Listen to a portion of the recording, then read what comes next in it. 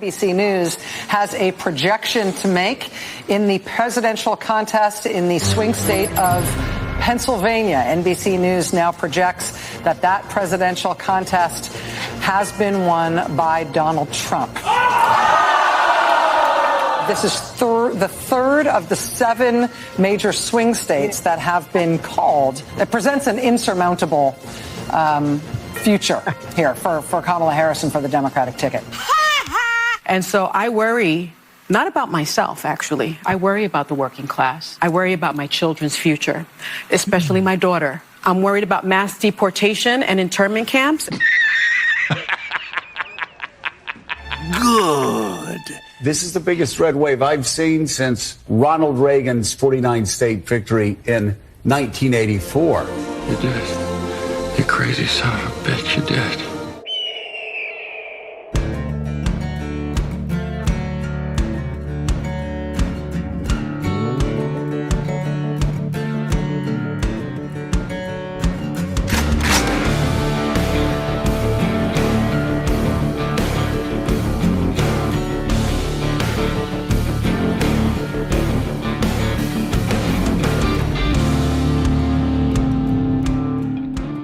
Hello and welcome to the show. This is Matt Christiansen live for Wednesday, November 6th, 2024. Thank you for tuning in. And with me on this historic evening is my good friend Frank from Quite Frankly. QuiteFrankly.tv is where you find him in his nightly show. Frank, thanks for joining. It's a real pleasure to be here tonight, as it always is, but man, is it a little bit more special this time around. Did you get your tickets for the Liz Cheney execution? Or did that already happen? Did I miss it? Oh, man, I hope. Listen, I just spent a lot of money on 2 World Series tickets for me and my mom. So there, I would have to imagine it's going to be a little bit less to watch Liz Cheney get done in. I know there are more pressing matters, but if I understand correctly, you witnessed the Yankees Game 5 loss. Is that okay? Yes, I did. Another time, discussion for another time. But it I'd was like fine. To hear about it was more so about the quality time with my mom, who brought me to a lifetime's worth of baseball games and trips to the Hall of Fame, and it was a terrible outcome, but it was all right. We enjoyed ourselves. Good family moment, nonetheless. Yes.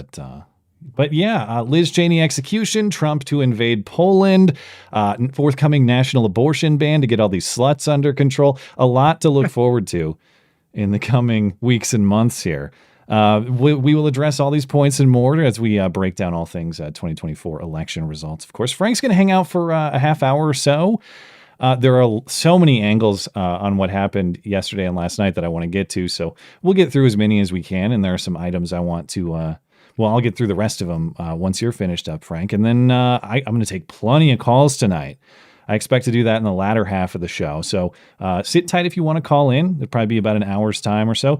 Discord server for calls is linked in the description, and there are instructions to help you out. And Tim is in the server to help you out once you join. And I'll take super chats this evening as well. It's a Wednesday, so anything goes around here. Thank you for your support for the show. If you decide to do that, I'll catch up with those at the end of the stream. And one quick item of housekeeping, and then I'll catch up with the results. And then I just got to hear your takeaways, Frank. But yeah. But next week, no show. Wednesday, November 13th. I've got some pre-planned family travel. So I will not be live Wednesday, November 13th, but the show does come back on November 20th. Sundays will be uninterrupted.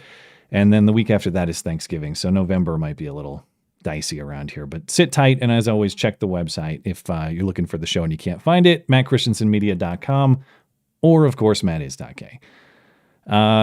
Frank, before we talk about your takeaways, let's just catch up on the results as they stand. So Trump has now officially taken 5 of the 7 battlegrounds. Georgia, that's CNN. CNN is a little bit more. I've been using a Decision Desk. It's a little bit more settled on Decision Desk. What are they saying? Decision Desk has him already over 300 because they have officially over here. They're still saying that there's something going on in Pennsylvania. Georgia is settled on Decision Desk. Yeah, they've settled. They're just labeling these as flips. That's all. Oh, okay. So the only thing they don't have settled is Arizona and Nevada. Nevada, they already gave to him, and Arizona, I think there was over where the hell is it? The Decision Desk HQ, Epic President. Arizona, they just gave it to him. Oh, okay. So it looks like a clean sweep. It looks like Trump sweeps all 7 battleground states. That's going to put him on target for what, 312 electoral votes?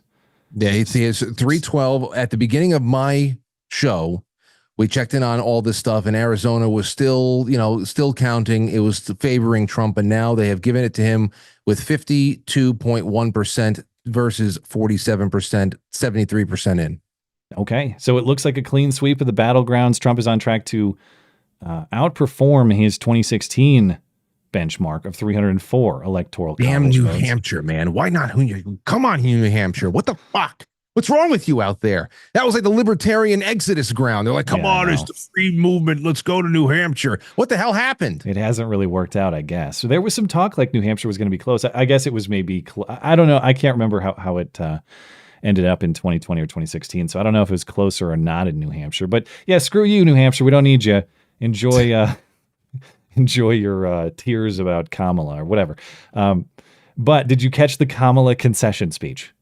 I didn't, because I just don't give a shit. I mean, Correct. Everything about her has been disingenuous from the get-go, so I figured it was just going to be more gobbledygook at the end. How was it? Anything fun? I caught most of it live on TV, but I'm not going to make you sit through highlights. To catch people up, Kamala did call Trump today and concede the race. Then she came out at Howard University around 4:30 Eastern time.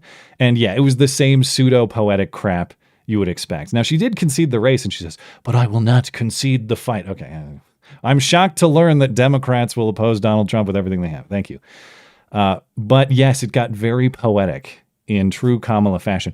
Now, sure, it may seem dark now, but think of all the starlight to come. Only when it is dark enough can you see the stars. Let us fill the sky with the light of a brilliant, brilliant billion of stars. A brilliant billion. A brilliant billion of stars? Yes. God. I take it you've not looked up at a night sky full of a brilliant billion before. Yeah, but a brilliant billion of stars. Yeah. Maybe a billion, a blanket of stars, a blanket of billions of stars. Holy hell. Anyway, I guess it's just whatever. Now, did you see this? I know you and I have not talked about the saga of Peanut the squirrel. We mentioned a little bit on your stream last night. But before she gets out to speak, everyone's waiting. They're playing like anti-police rap music before she. It's just hilarious. But there's a squirrel. This isn't the best video. You can see him jump across the stage there. There's a little tiny squirrel back there. Speaking of poetic, screw this brilliant billion of stars nonsense. Squirrels metaphorically symbolizing justice for Peanut. This is, I was saying this on Monday night. I said, okay, I know, because on Friday I got the I don't know, it was like a news story from over here in New York, because it happened in New York, of what was going on at that animal farm, and that they had, at that point, we didn't know about them getting euthanized. We just knew that they took away Fred the raccoon that nobody really talks about. Fred is like second fiddle to Peanut. But they took away the squirrel and the raccoon, and then by the end of that broadcast on Friday night, that is when all of the news got around that, oh no, they euthanized this thing. And the worst thing is that they euthanized it to test it for rabies. And if anybody out there knows anything about rabies testing, the only way they can do that is by removing their heads. They have to test it. They have to go up in the spinal column into the brain. So we have a little bit more of a gruesome insight into what actually happened to Peanut and Fred. They were gassed and they were decapitated by New York State. And so I said, listen, I know it's one of those weekend stories, but never, ever discount the mimetic pull, the meme magic of something like this. They have definitely, Fred and the squirrel, Peanut has definitely been added to the pantheon of meme deities right up there with Harambe. If you were to tell anybody like late Gen X and older about Harambe being a significant reason why Donald Trump won, if you were to try to tell a boomer just off the street the story of 2016 from the internet's perspective, with the meme magic that built up around Harambe, Pepe the Frog, finding out all the tie-ins to the god Kek, and then finding the Chatelet song and all this shit, people would be like, what the hell are you talking about? It's like, but this is the inner workings of it. This is the gears behind the clock. I'm telling you, that added something to this. It was a factor, man. It really was. I'm telling you, it was. You're like the old man historian. You're the Obi-Wan Kenobi of 2016 meme magic. He'll tell all the young kids in the future about it. Somebody in the chat room just said Peanut is our George Floyd. Well, yeah, the yes Chad memes are always classic. There was one I saw was someone crying, "I can't believe you care more about a squirrel than George Floyd," and the answer, of course, is the Chad man. Yes, but yes. But really quick on some congressional results, and we'll hop into some talkers. But in the Senate, good night for Republicans. Maybe not great, at least as great as it could have been. They flipped West Virginia, Ohio, Montana. Pennsylvania and Nevada look like they may flip for Republicans. That's razor thin. If they do pick up those states, that's a 54-seat majority. Right now, they're sitting at 52 guaranteed. Democrats look like they'll hang on to their seats in Michigan, Wisconsin, and Arizona, where Kari Lake looks likely to lose, despite Trump winning all of those states, or a likely win in Arizona forthcoming. If you mentioned it's been called by decision desk, so I guess it's sealed. But then the House is really anyone's guess. It is expected to be a slim majority for either party. Right now, Republicans have won 208 seats.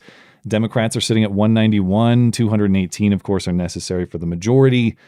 Republican flips so far are 6. Democrat flips are 2. So that's a +4 for Republicans. Still 36 seats undecided. The House could definitely go either way. But with that, man, just now that we're almost 24 hours removed, what are your general takeaways? What are you thinking after the night that was? Dude, it's resounding. I didn't expect this. I mean, the whole night I was very, very hesitant to just let myself go from especially around 10 to 11 until about midnight. There were several times I just wanted to jump out of my skin and be like, yes. But, I was waiting for a sprinkler to go off somewhere, and the entire, we're calling it for the night. I was just waiting for another shoe to drop, like what happened 4 years ago. And then we just started getting reassurances that things were being counted in different order, that there's just a mammoth army of people all throughout the country, hundreds of thousands of people who are watching everything, who were standing there with their phones, with their cameras. They were watching everything. And we just started seeing these trends that we were seeing in 2020 as well, where, Donald Trump is on the ascent, Joe Biden is coming down. Then we had those famous meme graphs and all that other stuff that it just wasn't happening. Other trends were just carrying out. North Carolina, gone. Georgia, good luck telling anybody that's a swing state again. It's not.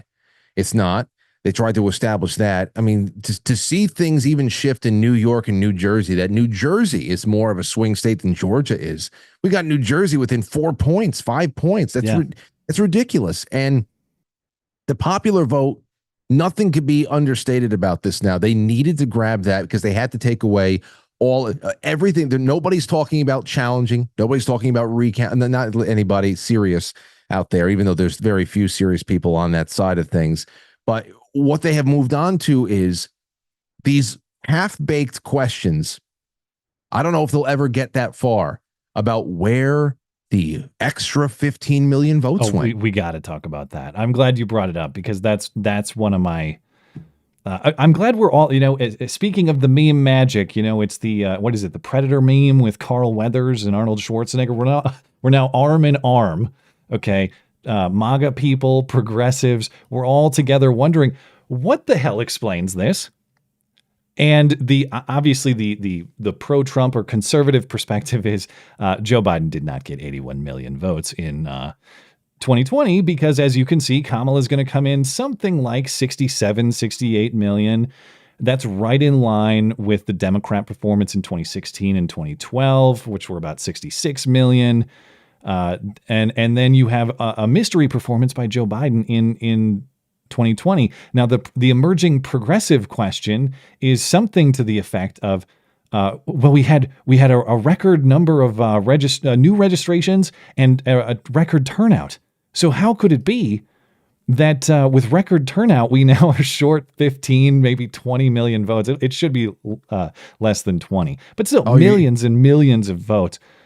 And yes, we do need answers. I definitely want to dig into this a little bit more on my own and figure out, where are these votes specifically? Everyone's asking, where are the votes? We can find out the locations of where these votes allegedly existed, and we should. This is a gigantic mathematical mystery. Yeah, I think that is where most people's curiosity is going to die, because I think that in the gut, a lot more people are in people's guts is where there is a certain kind of intelligence that actually supersedes what goes on inside of their propagandized minds. And I think that there's a certain shielding there in the gut that would say, very strange, where those 15 million go, but let's just leave this question open-ended, because at least we can control the mystique of the question instead of getting the answer, because there are people out there, and I've seen it on Twitter.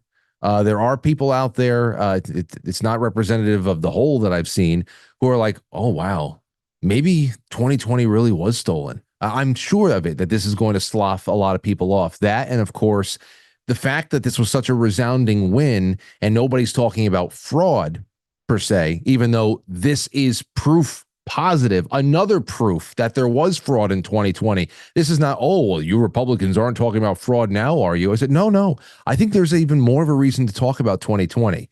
And there is a bigger, there's reasons to right now why that couldn't be done again. Again, I was saying before, the virtual army of people that was deployed to just be present. And the fact that if you put that graph up again, Matt, yeah, there is one other thing there too that is also present. Obviously, Donald Trump in 2020 had a lot of people go toward him. That's indicative of the fact that there is a political exodus in this country, and it's only ever gone in one direction. And he's essentially maintained that. Now, maybe with all of the extra stuff that was just floating around there in 2020, he was even a beneficiary of an extra 1 million to 700. Yeah, I'm sure there's some of that, but yeah, tens of millions potentially, or 10 plus million. And you can also say, well, we have learned some very stark things about excess mortality in this country over the last couple of years, but does that remove 20 million people? So there are things you can do to start cobbling this thing together. You just nailed it. Thank you. You explained it. The explanation is they all died of COVID. Of course. Thank you. Listen, there's no absolutely guaranteed. Some of that is because a couple of million people died. Oh, yeah. I think that there's probably a sincere point there. I'm just taking, yes. You're saying for various reasons, maybe COVID tangentially related, potentially. It's a factor. It's a factor. But that's just paper. That is just paper. I always say this, we can actually measure the organic nature of our presence here in the country with blood that's being pumped through human hearts. They stacked paper in 2020, no doubt about it. Yeah. Well, I know it took a little while for Kamala to give her concession. It was, the better part of a 24-hour period. But have you seen the reaction? It was lesser noticed that Joe Biden has already responded. We got a response from Joe Biden in the Oval Office earlier today. My fellow Americans and autists who voted for Trump, it's your boy Dank Brandon here. I want to take a moment to congratulate the DNC on losing another election to Donald Trump. You replaced me with a candidate who has the same likability as Greasy, hobo taint, and expected to win, and they say I'm the retarded one. The Democrats said that I was too old, that I was too slow, that I was a joke. Well, here's a joke for you. What do Willie Brown and the 2024 presidential election have in common? Kamala Harris blew both of them. I shouldn't have said that. But seriously, first Hillary loses to Donald and now Kamala. This man has beaten more women than Doug Emhoff. Anyways, congrats on losing to Hitler again. I hope he locked you all up this time. Dank Brandon out. So it was Dank Brandon, not Dark. Dank Brandon. Is that a picture of Donald Trump taking a bong rip? Yeah, there were jokes last night. I'm not sure I fully. Well, I guess they're pursuant to this idea that Joe Biden is secretly helping Donald Trump. But yeah, the image was them in the back of a limo, smoking whatever, and then he's wearing the MAGA hat too. That's credit to Prison Mitch at Midnight Mitch on X. But we'll never know, of course. But man, looking at the results, some of the specifics, especially among certain demographics, say women, say racial minorities, would Dank Brandon have performed better than Kamala Harris? I think it's a very fair question to ask. I'm not saying I think he would have beat Trump. I don't think he would have. But he would have, definitely. You think he would have? You think he would have exceeded Kamala's performance? Absolutely. Did you? I think one of the most incredible 30-second clips from the media coverage. I think it was between that guy John King. He kind of looks like Honus Wagner, and then there is and then I think Jake Tapper. Dude, it's like you had my show notes. There you go. This is the most incredible clip of the entire evening. Well, this has been fact checked slightly, right? So there is like a small asterisk on it, but yes, this was they were going through the map and identifying places where Kamala had outperformed Joe Biden. And initially it looked like a ghost town. Now, state by state, it is a ghost town, and statistically, it basically is a ghost town too. But here's the clip, and I'll explain the context. Are there any places that the vice president is overperforming Joe Biden in 2020? So we could show you that as well. We just bring that out here. Harris overperforming in 2020. Holy smokes. There you go. So let this go away and see if there's anything on the east side there. Literally nothing? Literally nothing. Literally not one county? So you asked. So that's the fact check, is when he says county, that's technically incorrect, because there were 58. There were 58 out of thousands in which she did a little bit better than Joe Biden. But what they were looking at on that map was state by state. And of course, there is no state in which Kamala Harris outperformed Joe Biden. The other side of that, though, is if you believe that Joe Biden is the all-time record electoral performer, how was anyone supposed to exceed that? Let's think about this. There will be, because now we have kind of normalized. We're back actually playing in parity with 2016 and 2012, whatever. 2020 is going to stand out like an outlier for at least another 20 years. I mean, maybe you can say if there is still a country, maybe in 25 years from now, when Baron Trump is running for president, there is just so many more people here. If the Deagle report doesn't come true and everything's actually bottomed out, but the next time that anybody can actually legitimately come close to having the numbers available to them to actually accrue 81 million votes is probably just going to be so far into the future. So as years go on, 2020 is going to look even more ridiculous because it's going to just be this sore thumb that sticks out along the picket fence. It's Joe Biden's skyscraper, man. It'll stand forever. That's it. He was the best. Oh, man. Okay. Another thing I thought was interesting, and get your thoughts on this. Speaking of underperformance, a major irony is that Kamala appears to have underperformed with women. And of course, the whole campaign was oriented toward women. And it was under a lot of the central premise was this fear mongering about abortion that was going to be taken away from me. According to exit polling, and I haven't seen final data, but I'm pretty confident it'll follow. Kamala Harris performed a few points under Joe Biden with women.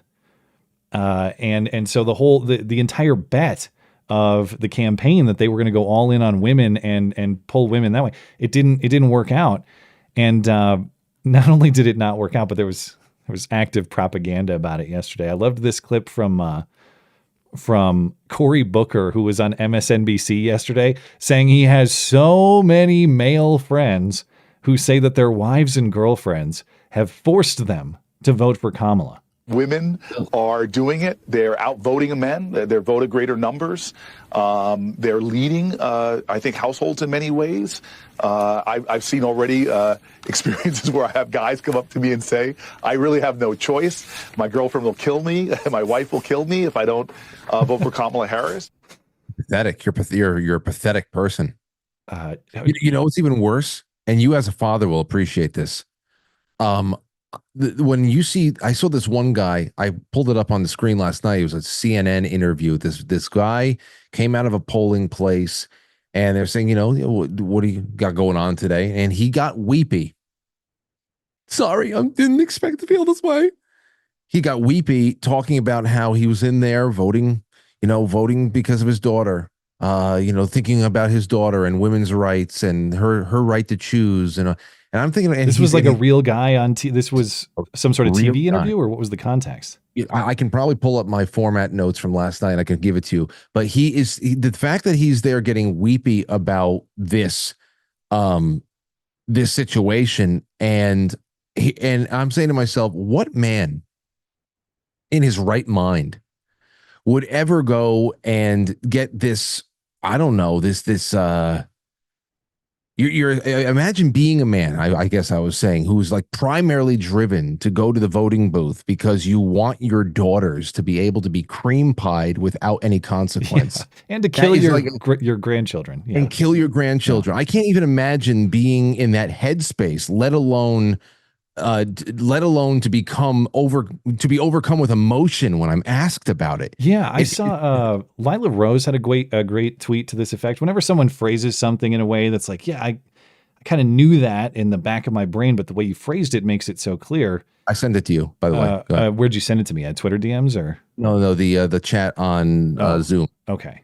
Actually, could you DM it to me? Because opening that causes some problems for me. But Lila Rose said something to the effect of like, it is baffling that, to the point that you're making, that men will say their greatest concern is that their daughters should be able to kill their grandchildren for the sake of their daughters being sexually available to men who refuse to be fathers.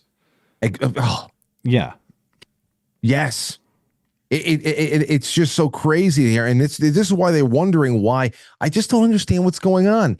Your messaging is disgusting on every level. Whatever the hell you attach yourself to, it's disgusting. I mean, and because this is another reason why it's so good, and I sent that link to you in Twitter. The reason why that this resounding win was so necessary is that they can't talk about fraud, or they can't talk about a recount here and there. Keith Olbermann is trying the whole Russia attacked us kind of a thing, but it's falling on deaf ears because this win is so solid. They have actually gone out and spent an exorbitant amount of time attacking black men and Hispanics today. And I'm like, fine, don't learn your lesson, because that's just going to make the midterms even better. You're going to go Hispanics. I love the rainbow tweets. Fuck Latinos and Arabs. There, I said it. I said it. If I can't control the minorities, I want nothing to do with them. And that's the other thing. In along the way, they'll say things again that just show how fractured the logic is and how baked into everything that they have been taught about seeing the world around them, perceiving the world around them since the time that they were probably in kindergarten, because the indoctrination starts young before it's really even very verbal. Because you can't, but it starts then, the foundation. You can see how everything is based on racist worldviews, because they've said, I don't understand 45% of the Hispanic vote going for Donald Trump for a guy who just wants to deport them. Like, what? Only citizens can vote. You can't deport American citizens. Are you saying that they're always likening Americans of Hispanic ethnic descent to being illegal aliens? Yeah. They always liken and equate illegal aliens to just immigration in general. They muddy the waters of everything. When things don't go their way, they just like, oh, fine, get deported. It's like, I'm not going anywhere. I'm an American citizen. And that's what I'm prioritizing, the country. You're not prioritizing the country. You're insulting me. Oh, they're fucking out of their minds. And I almost hope they don't learn their lesson, because it's going to make the midterms incredible. It certainly makes for an entertaining spectacle, too. Now, before I let you go, I got to play this clip that you sent to me if I don't recoil in disgust halfway through, but I'm going to try here. Who'd you vote for today? I voted for Kamala Harris.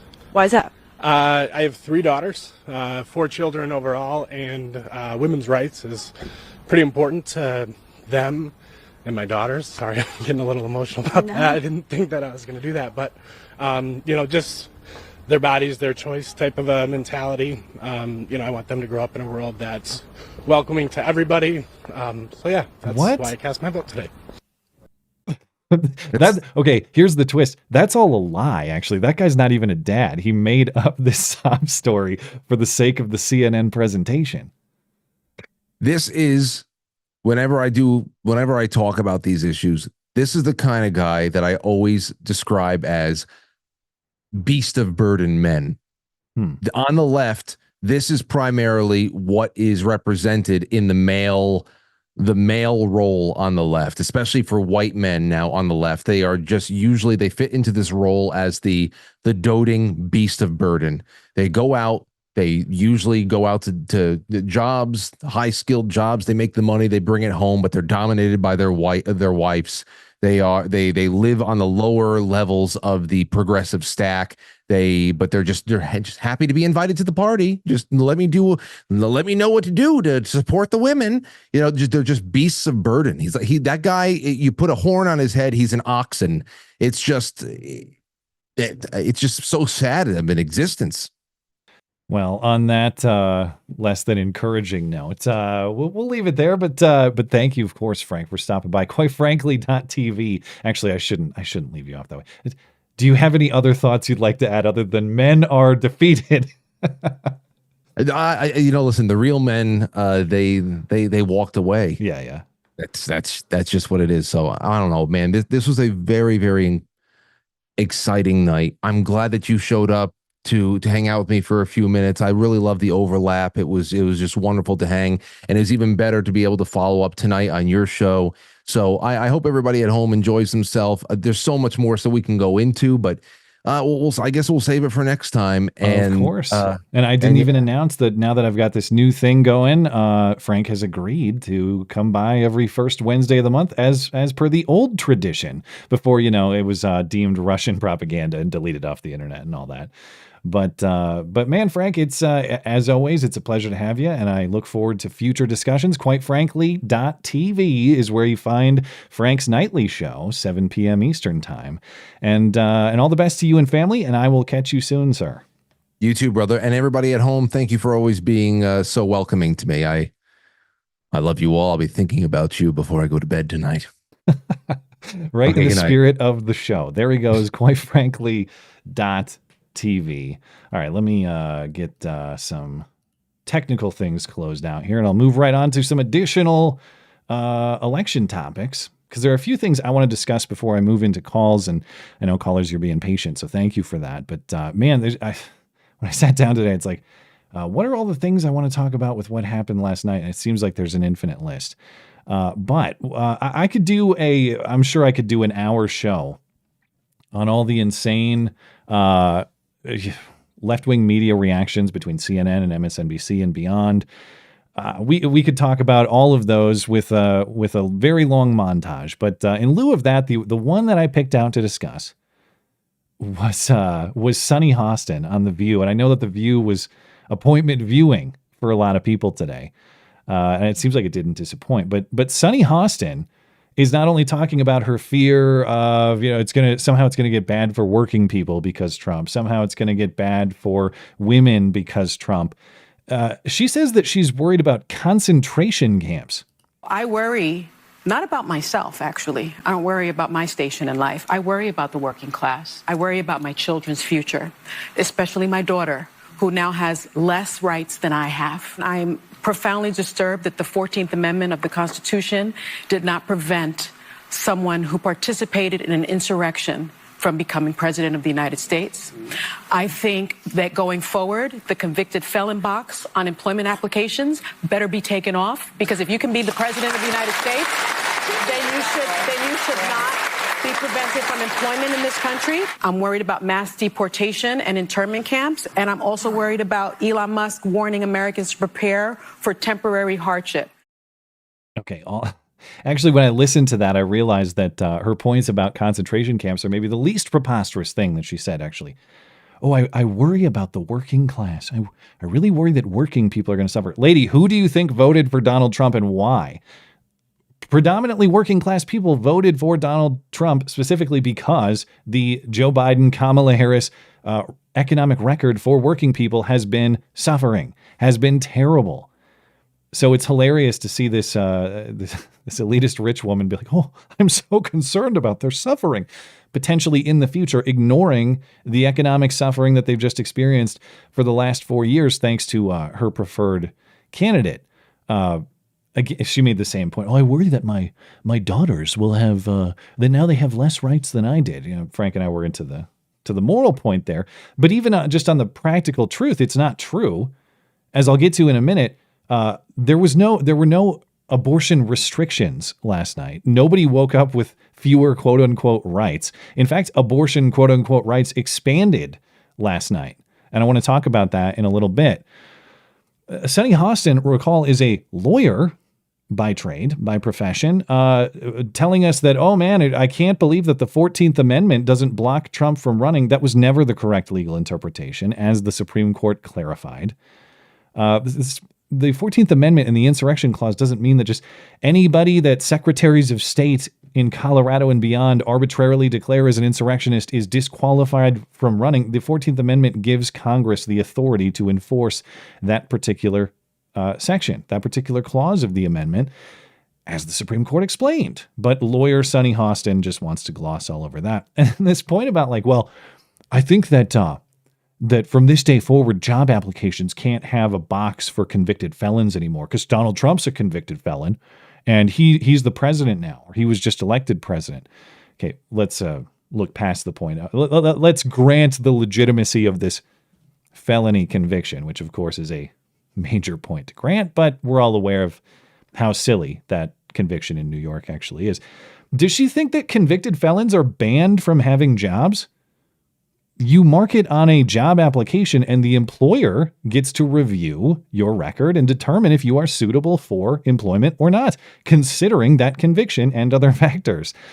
So that's exactly what happened in this case. The employer would be the American people through their states. They looked at Donald Trump's record, including his felony conviction, and they determined, no, we still want to hire him. That's the same thing that goes on in a job market. But anyway, that was probably of all the insane media reactions, that was probably the most insane that I saw. I want to get back into some of these, as I was discussing with Frank, some of these reactions from progressives on social media have just been hilarious. And I highlighted this one. And in fairness, this was highlighted by Jimmy Dore. And it's just a guy. He doesn't have a massive audience, but Rainbow Man, he's very pissed off at Latinos and Arabs because Latinos and Arabs largely defected from Kamala Harris and went to Joe Biden. And so you get this, you get the mask off moment where you suddenly realize that the tolerance is nothing but. The tolerance is simply using these minority demographics for utility. And as soon as they are no longer of use, well, all of a sudden, fuck them, I hate them. And you get a lot of Derek from American History X character arcs. And in addition to that tweet that was highlighted by Jimmy Dore, there's some great screenshots coming off of Reddit of people. I know this will sound racist, but Latinos fucking disgust me.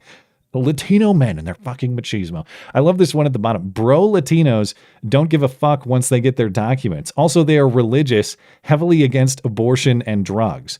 I guess, which is a bad thing. But to this commenter, thank you for your commitment to demonic, drug-fueled baby murder. I'm glad to see your these values are very important to you.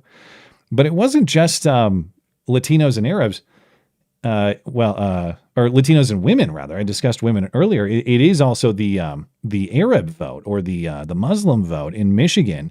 And I've been wondering about this all year long, of course, dating back to the primary in Michigan in the spring, when hundreds of thousands of voters in Michigan, predominantly of Arab descent, but some of people just in solidarity with them, refused to vote for Joe Biden. They voted uncommitted in the primary in the spring, and it's been a question all year long. Will these people, come quote unquote home to Joe Biden, or are they serious? And I've long thought that they were serious. They're not the the college blue-haired activist that, throws a tantrum, but then ultimately shows up to vote for Democrats. I believed these Muslims throughout the year, or Arabs. Technically, I guess they're not all Muslim, though they're largely overlapping. But yeah, a lot of the results are pretty brutal for Kamala Harris, specifically for that reason. Why'd they vote uncommitted? Because they don't like Joe Biden's support for Israel in the Israel-Hamas war. And a lot of that played out last night.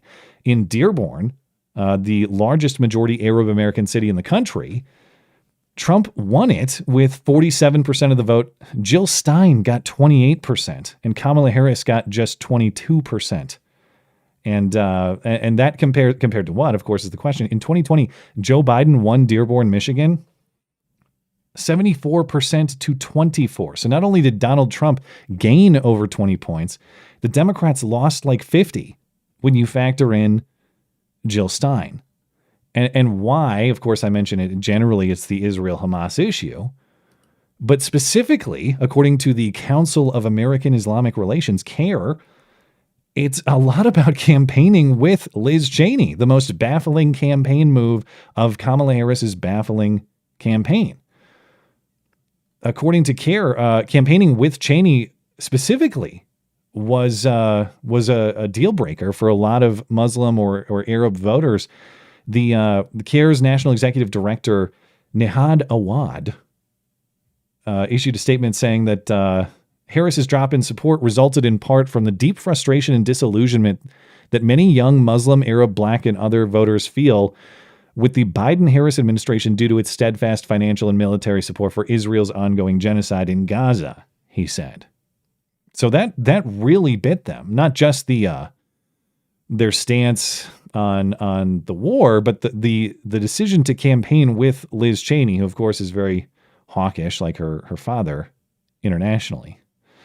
Now, I wish I could have got into this with Frank a little bit more, because I think he'd have some thoughts and wisdom that I could benefit from. But does anybody get the feeling that it's just a little too quiet out there right now?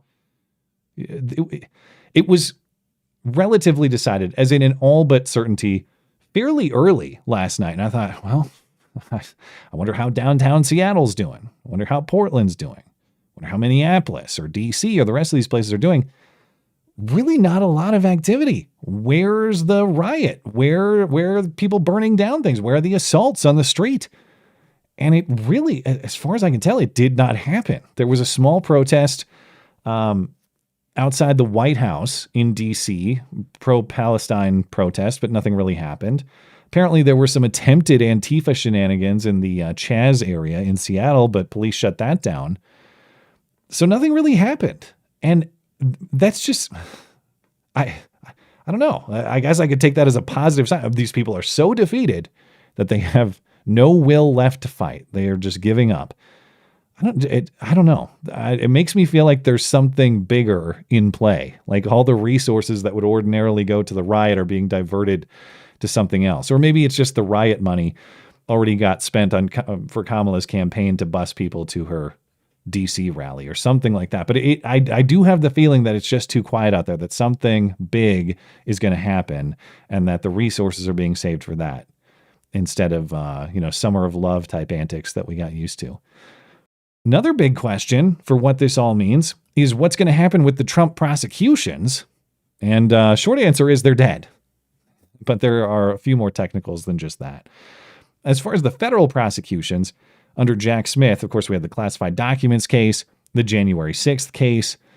Safe to assume it was already safe to assume those are dead for several reasons. Number one, you don't prosecute a sitting president, not only because there are potential constitutional constraints, but because it's a general DOJ practice. They don't do that.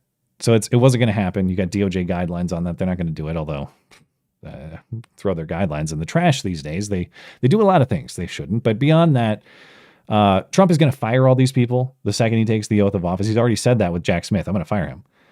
And number three, Trump could theoretically pardon himself to get out of those federal prosecutions. Maybe there'd be some kind of legal fight on that, but my understanding is the president does have that authority. There's no qualifier otherwise. Multiple reasons those federal prosecutions won't and would not matter. But in somewhat of surprising news, Jack Smith is announcing he's not even going to try. He's just giving up. The DOJ is already quitting on this.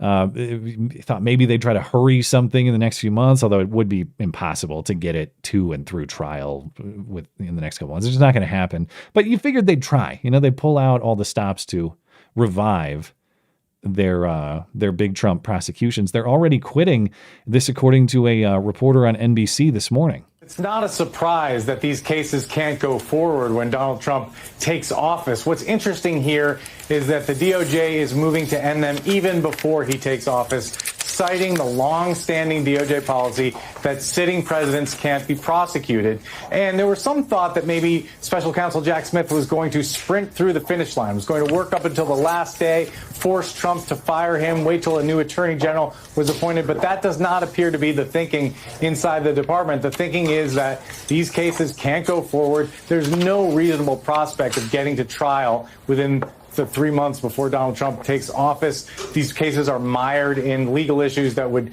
be appealed all the way to the Supreme Court had Donald Trump lost the election. So now that he's won the election, DOJ officials are thinking that, look, there's just no room to move in these cases. And so the sensible thing to do is to figure out a way to wind them down. Yeah, here's how you wind them down. You just stop. You take your computer, you throw it out the window down at the old DOJ, and you move on with your day. Maybe there's some more technicals they have to take care of, or maybe they think if we shelve it in this way, we can revisit it later. I don't know, but you just stop what you're doing and go home. Stop wasting our money. Get out of here. That's the kindest possible treatment these people deserve.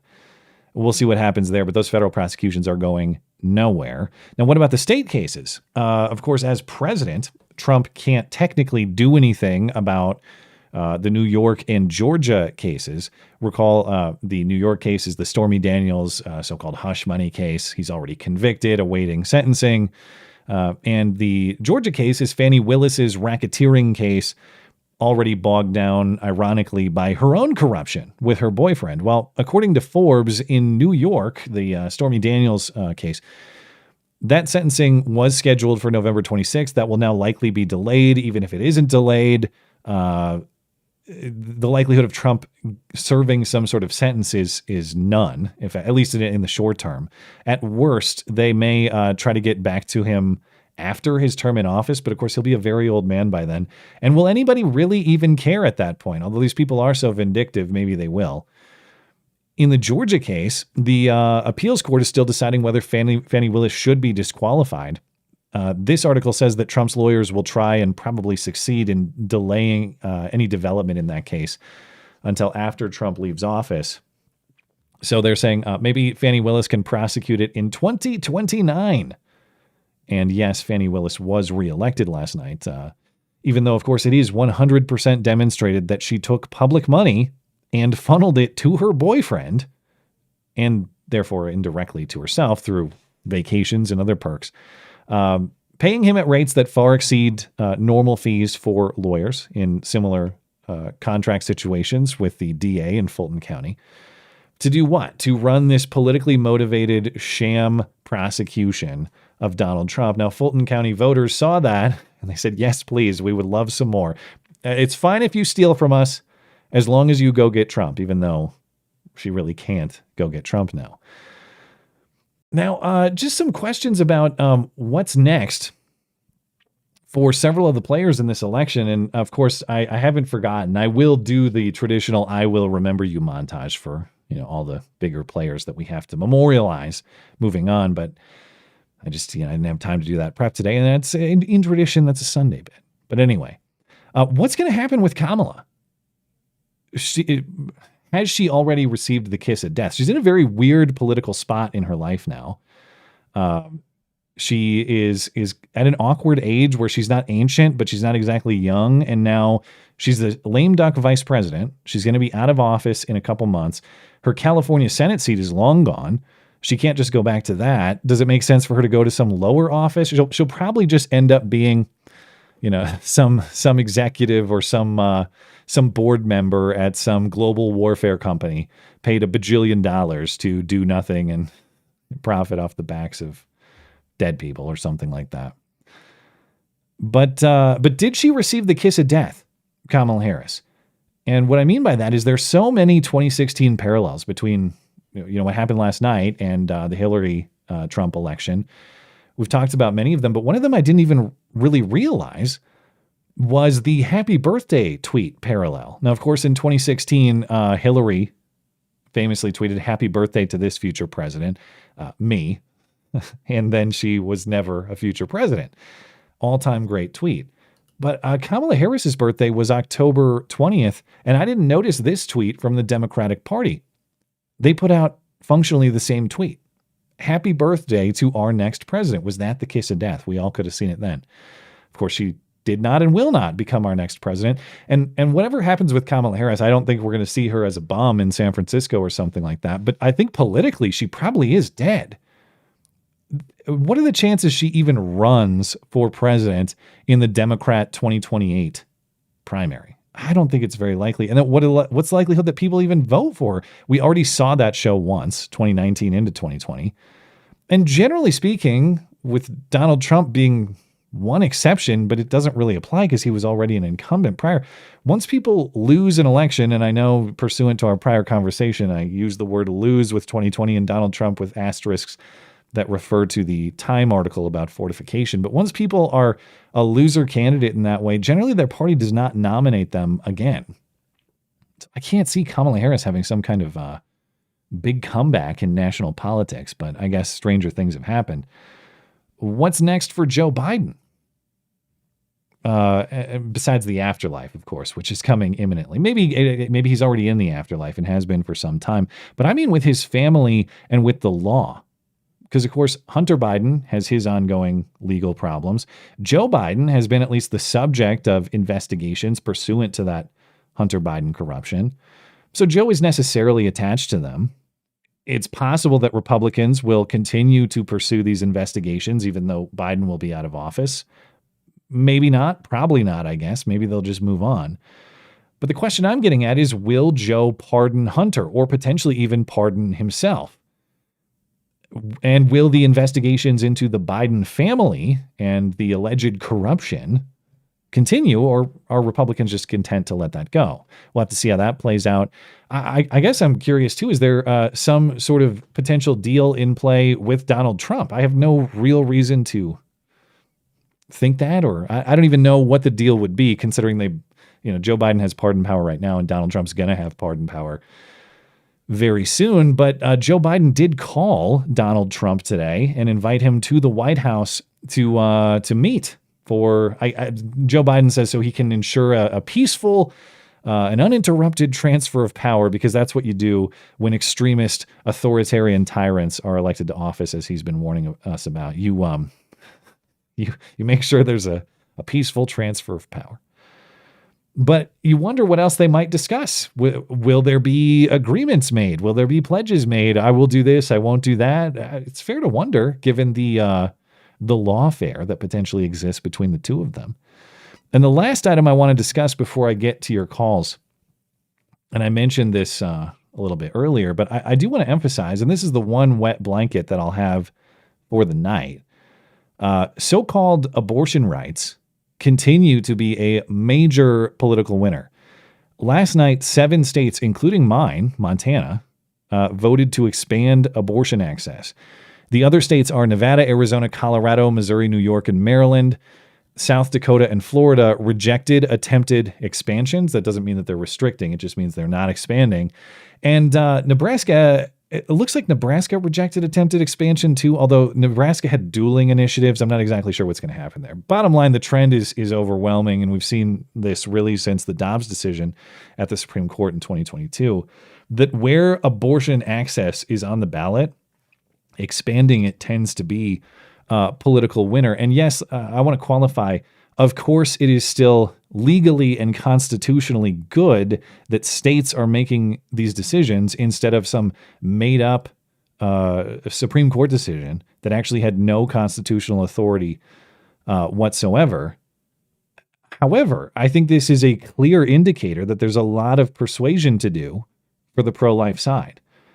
Because even in conservative states, majorities still apparently believe that abortion is something other than the taking of an innocent life for arbitrary reasons.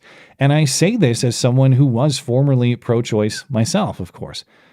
After discussions with pro-life people, I realized I couldn't give any meaningful distinction between abortion and murder, unless I want to say that that life in the womb is not in fact a life, which I can't do with any level of sincerity because it's not biologically true. I also realized that that abortion is not what they advertise. Democrats want you to believe it's like some get out of jail free card, and it allows you to pursue the full extent of your life. No, it's not. It's not good for anybody. Obviously, it's not good for the child involved, but it haunts both men and women for life. It doesn't free them. It harms them. It's another thing that's persuaded me beyond the reality of the life that's at stake. I mentioned that Lila Rose tweet with Frank, and I'll emphasize, like, once people explained it to me in that way, that as she put it, abortion is the mechanism by which young women make themselves sexually available to men who refuse to be fathers. Yes, that's bad for the life at stake, but it's bad for mom and dad in that situation too. It's bad for everybody. So there are all sorts of externalities that need to be discussed too. So I don't know what about the current messaging is not working. Something's got to give, though. I don't think it's wise or morally right, of course, to just give up on this issue. And I know that's not necessarily what people are arguing, but I do see some of that talk like, oh, just, this issue's a loser. Just accept it as a loser. Move on. Okay, I think it's more than a loser, though. Of course, we're not sitting here talking about, like, what tax rate are we going to have, or what's the policy on this or that. We're talking about the industrialized killing of thousands or millions of innocent lives. And I think you can't really accept the premise that we'll put that aside so long as we win more elections. Well, is it worthwhile to win elections on the back of thousands or millions of innocent lives lost? They're very serious moral considerations. And so I think that we obviously have to confront those. The reason I'm so concerned about this, too, is because how do you get to that position that this is a so-called right that everyone should have to exercise to exterminate the unborn because the unborn are an inconvenience in your life, even though you created that life and you're supposedly not responsible for it? Well, the only way that you get to that conclusion is by denying that unborn life is, in fact, a life. And, of course, what's so concerning about that, beyond just for the sake of that life alone, is that when you start messing with that premise that life has inherent purpose, life has inherent value, you really undo the entire moral framework. Why is it bad for me to go shoot my neighbor in the face? Because my neighbor's life has inherent value and purpose that I ought to respect. Why is it bad for me to go raid my neighbor's house and steal all his stuff? Because my neighbor's life has inherent value and inherent purpose that I ought to respect. If you arbitrarily say that's not a life, it may seem absurd as applied to your neighbor, because of course it's a life. He's walking around, he lives in a house, I can see him, I can touch him, whatever. Okay, but when we talk about those unborn, we're just making arbitrary distinctions. Well, it's not a life because, I don't know, because of the heartbeat, or because of some sentience factor, or because of something other than that is a distinct set of human DNA, different from mom and dad. That's its own person. There will never be another person exactly like that again, and there never has been before. Yeah, when we start messing with that principle, we mess with all of morality. And when we say this is a life and that's not a life, or we say that's not a life, we can erase morality itself. The trick is, though, we're not actually erasing morality. We're just disobeying it. And, of course, when you disobey fundamental moral truth about the world, you find out.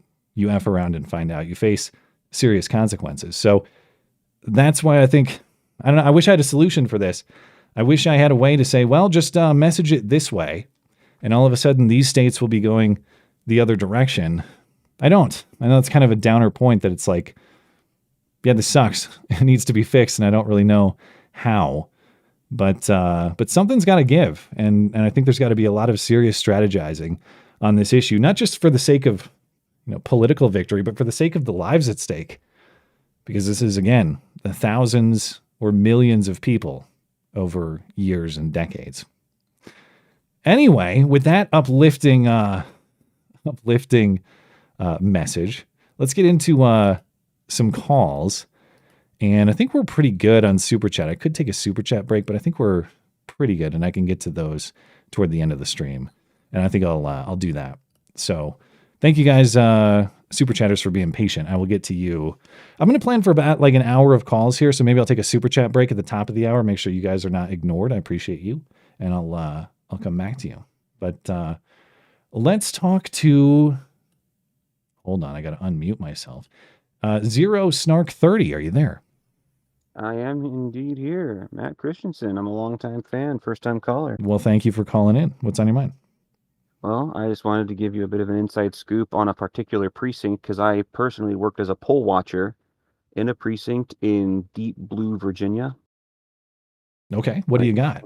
One of the deepest blue parts of it. I just wanted to show you some numbers, and you might find it enlightening because I think it actually marked some deeper trends. And when I got home and I was following the results as they rolled in, I thought, man, a lot of this was almost like it was almost like its own little miniature bellwether in some ways, just warped a bit because it's of course deep blue of an otherwise purple state. Okay. So I want to tell you, first of all, this is hilarious.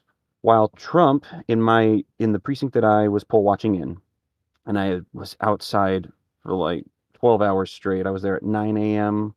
Polls closed at 7. I was there for 2 more hours while they hand counted ballots and such. But so let's see. Trump got 360 votes on election day in the building that I was in. Mm-hmm. The Senate candidate down ballot, Hong Kao, he was a great cool name. guy. Great name, Yeah. exactly.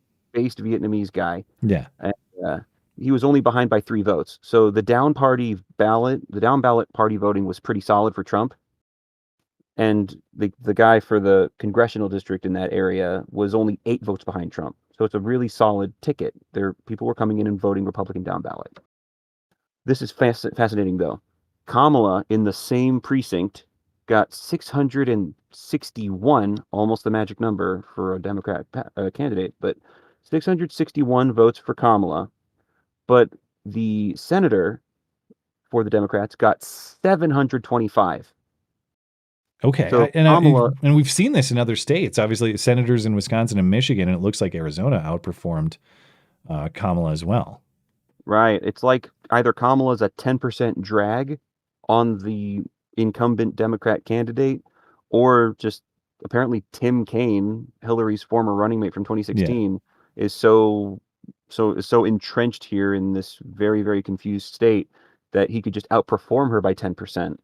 Which I guess makes sense because people were pulling their hair out thinking, oh man, Virginia, it's so close, it's so scary. I thought that was a rather interesting number. Yeah, and Virginia was just a crazy state to watch. Trump had a lead early on that faded, obviously, but that's one of those states that ended up being a lot closer than was forecasted. And Exactly. so I was watching Virginia all night, and well, I know that it seems like that state is trending blue, at least from what I understand.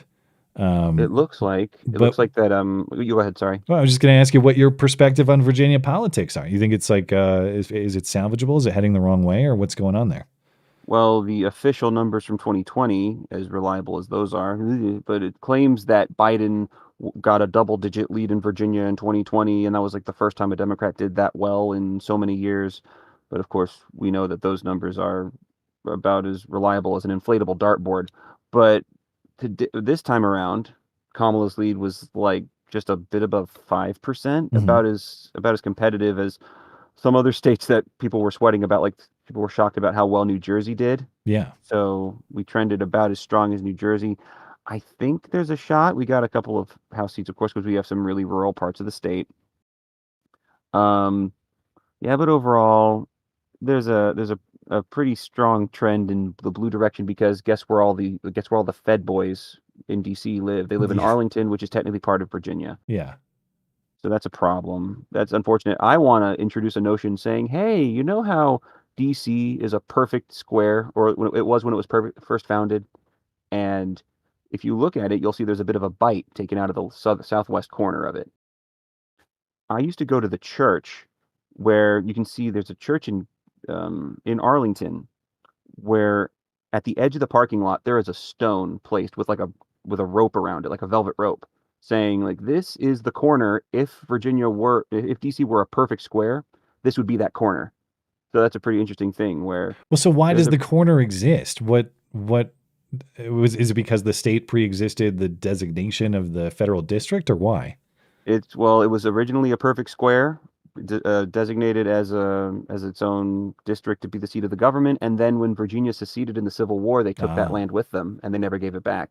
So the South had something to show for the cause, huh? Yeah, they got the them. cringiest part of arguably the Eastern Seaboard. Well, it's something, man. All right. Yeah. Well, so, yeah. Thank you for the call and thank you for the insight on Virginia. I appreciate it very much. There you go. I hope to call in again sometime. Anytime. Have a great night. Awesome. Thanks. Okay. Hey, Neo and Realist is here. Neo, what's going on, man? Hey, last time I spoke to you was a long time ago. You had a co-host. Well, yeah, at least, yes. Yeah, things have changed a little bit, but that's all right. You know, production's ongoing and we take calls nonetheless. Well, speaking about the election, just thought it was the greatest political comeback since, and I had to go back. You can't even use U.S. history. You've got to go back to like Napoleon when he came back from the island of Elba. Okay, so you've got the history on this, because I've been saying the phrase, admittedly somewhat ignorantly, but it's the greatest political comeback I'm aware of, so I just exaggerate and say of all time. You're saying you have a potential rival, or maybe a greater political comeback? People are trying to compare him to Grover Cleveland. I mean, he's the only other guy that ever came back after losing a presidential election. But, I don't know the circumstances of the Cleveland comeback, though. There was no real big deal. It was like he just lost an election, and then he won one. I mean, they didn't impeach him twice. They didn't charge him with 112 felonies and try to assassinate him. I mean, he just ran. What was the Napoleonic reference? Well, Napoleon, obviously, he was the Emperor of France. Mm-hmm. They defeated him in a war. I mean, he invaded Russia, and he got exiled because I guess they didn't want to execute him, so they exiled him to an island. And just one day, he just escaped. And when he met his army, instead of killing him, they defected and fought for him. Okay, that's pretty good then. Maybe that one, I don't know, that's a competitor. So it was like, you go back, that was the only comparable thing where a guy was like totally left for dead politically and just. Yeah. Well, speaking of left for dead politically, I was just talking about what Kamala Harris's political future is. Do you think there is one, or what do you think she's going to do? She's always going to be there just because she has that massive war chest of the Biden that she inherited, basically. And they gave her $1 billion. I don't think do you see any evidence that she spent all that money?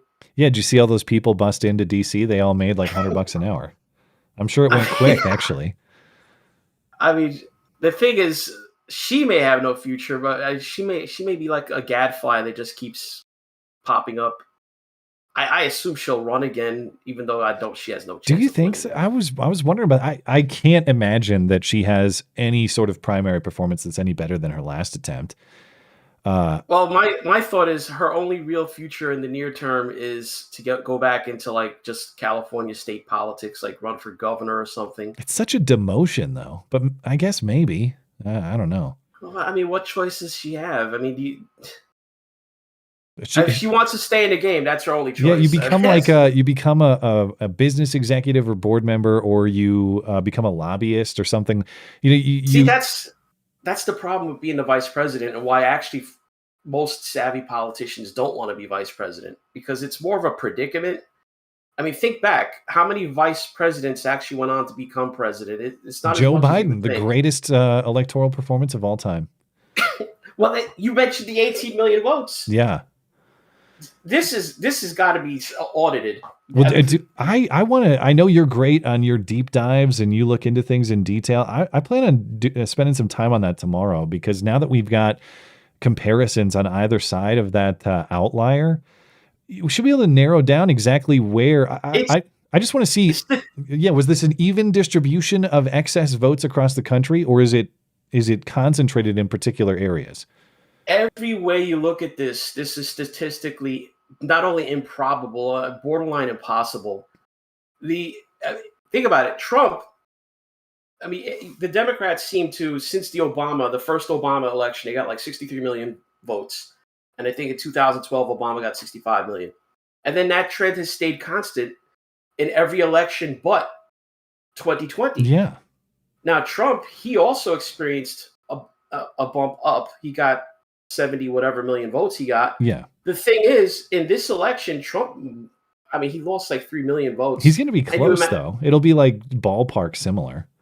But the thing is, you expect some loss because of we didn't have mail-in ballots floating everywhere. Yeah. The thing is, you cannot tell me that 18 million Democrat votes were lost because of mail-in ballot, leakage. It's a lot. Yeah. We got to understand exactly who these numbers are supposed to be. If you just go, the growth by population, it would take decades before you would see that graph organically hit the level of 81 million votes. Yeah. To me, the Republican legislature has to, like, within the first few months, form some sort of committee or something and audit where those votes came from. And it would be very simple. I mean, I think they can do this. Just go and find all the votes and, hey, did you actually vote in 20? Just see, does the person exist, first of all? Yeah, you'd think there'd be a way to. Obviously, it's a gigantic scale, so there'd be some logistical questions, and then maybe in some states there are laws that govern, who has access to that information or not. But I guess to your point, yeah, it's not who you voted for. It's just, are you a voter and did you vote? That's right. I mean, to me, it would be a simple audit and just compare them from one election to the next. And if it doesn't match, I mean, to me, that there's no way that there wasn't funny business. Yeah. Well, the truth may come out one day, but as I was saying with Frank when he was on, it's nice to see like a bipartisan alliance on this. All of a sudden, progressives are just as curious about what happened in 2020. So hopefully we can get some serious looks at it. And I don't know. I mean, obviously, if you were to find out that the whole thing was as fake and gay as it seems, it's very frustrating after the fact. But I was listening to Sean Davis on Dan Bongino's show this morning when I was driving around, and he made a point that I appreciate, which is just that the great irony of Democrats doing everything they could to stop Donald Trump in 2020. We have the impeachments. Now we've got the criminal prosecutions. There's, all the stuff they've done. Is that if they had just allowed for a normal process and say Donald Trump won a normal election in 2020, he'd be out the door now. He'd be leaving. Instead, they get these 4 years of him now even more pissed off at them. And I think the American public even hungrier for vengeance against them. I think that I'll be very interested to see how Donald Trump chooses to lead once he assumes office. Is he going to go with the unifier, let's get the country moving forward type thing, or is he going to be the type of vengeful character that they've portrayed him as potentially being? I don't think he's going to go after these people in the way that they've forecasted, but if he does, I can't say that I feel any sympathy for them whatsoever. I don't think he's going to go after people like they did to him, where it became a personal thing where he's trying to throw people in prison. Yeah. What I think he is going to do, though, is I think he's really serious about letting Elon, and I don't know if he's going to have Ron Paul join the team. That might be risky, but he's going to be serious about letting these people do their Department of Government efficiency stuff. And I don't know if they're going to go as far as eliminating the Department of Education, but I could see Trump issuing a lot of pink slips to a lot of bureaucrats. Yeah, I mean, I'm sure there are things he can do from the executive. Obviously, entire departmental elimination would take Congress, but first of all, just for survival, I mean, he knows they came after him out of the Department of Justice, the FBI. He's got to wipe out the entire 7th floor of the FBI. Yeah, it'll be interesting to see how all that is how all of that is handled. And I just start hitting the delete keys and allow the courts to settle it. The more delete keys with the feds, the better.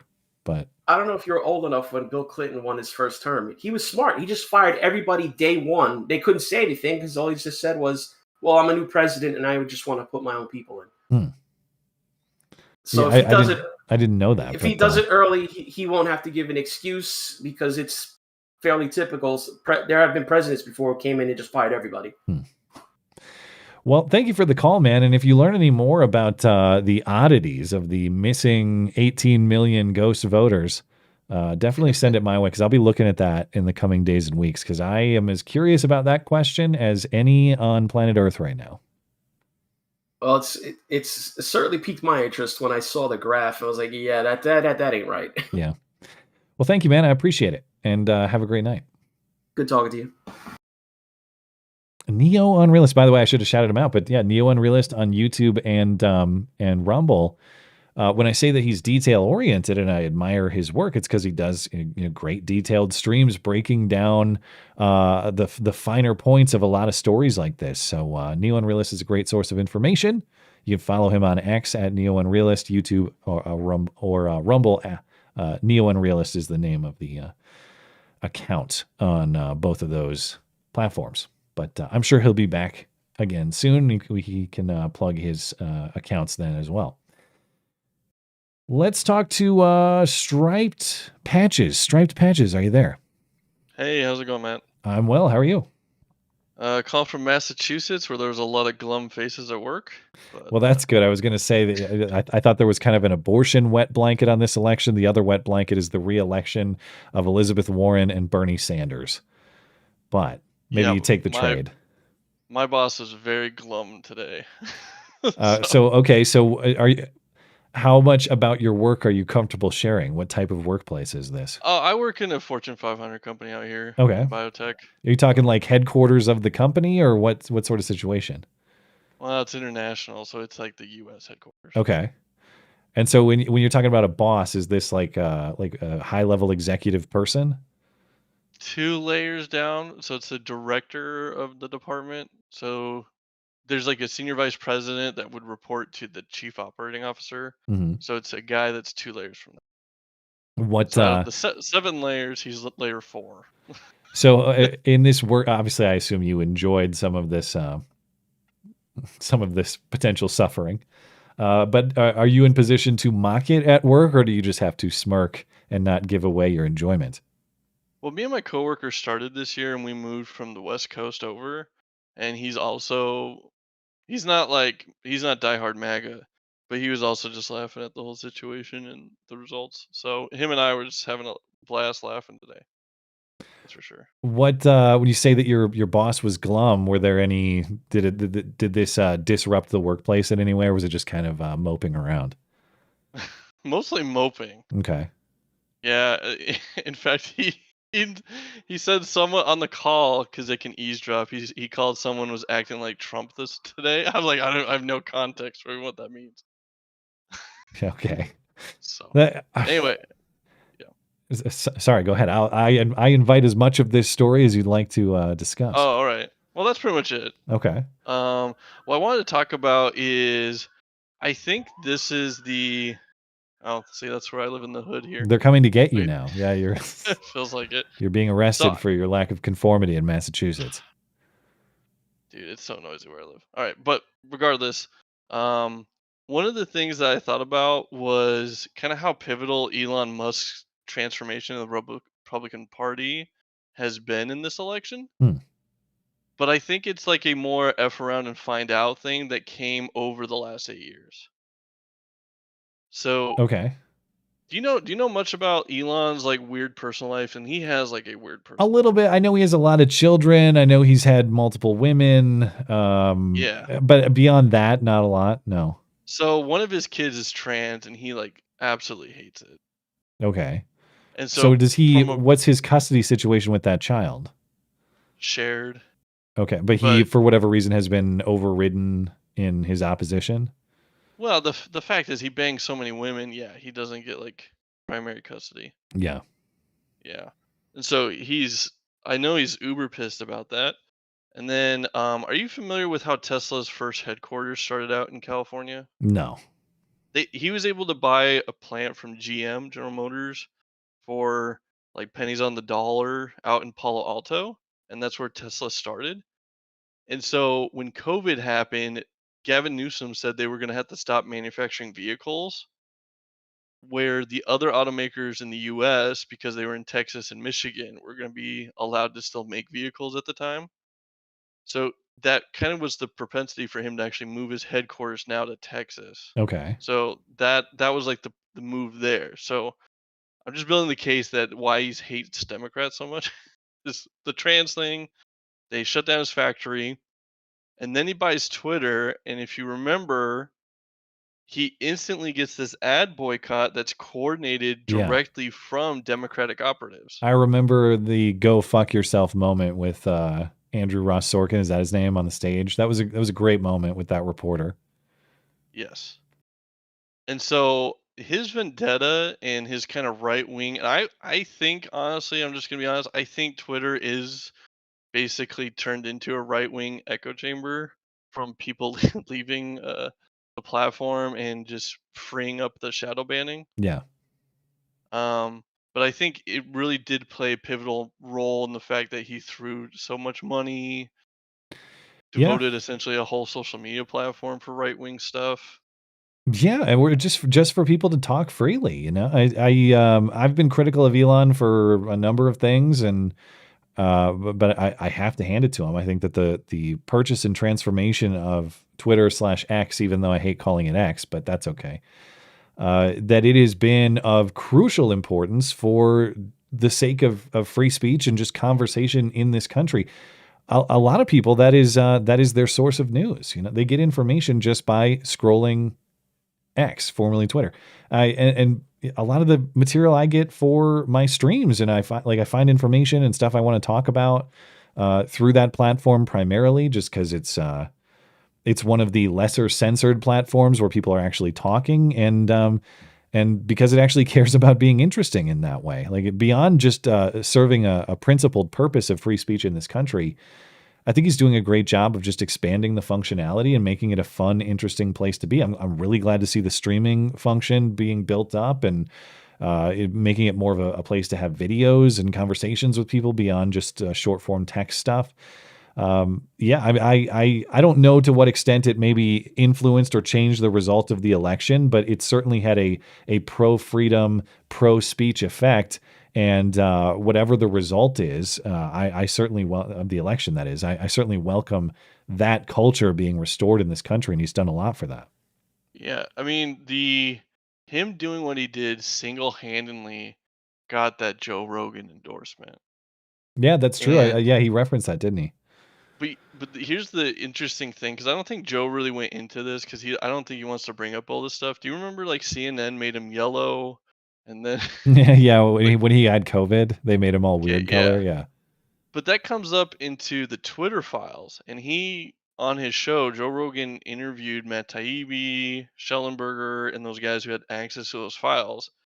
And they found out that the Biden White House was coordinating to ban stuff on Twitter related to COVID misinformation that would have included him. Yeah. And so that kind of, I think, propelled like, oh, I'm not welcome here. Yeah, and I don't think he's overstating.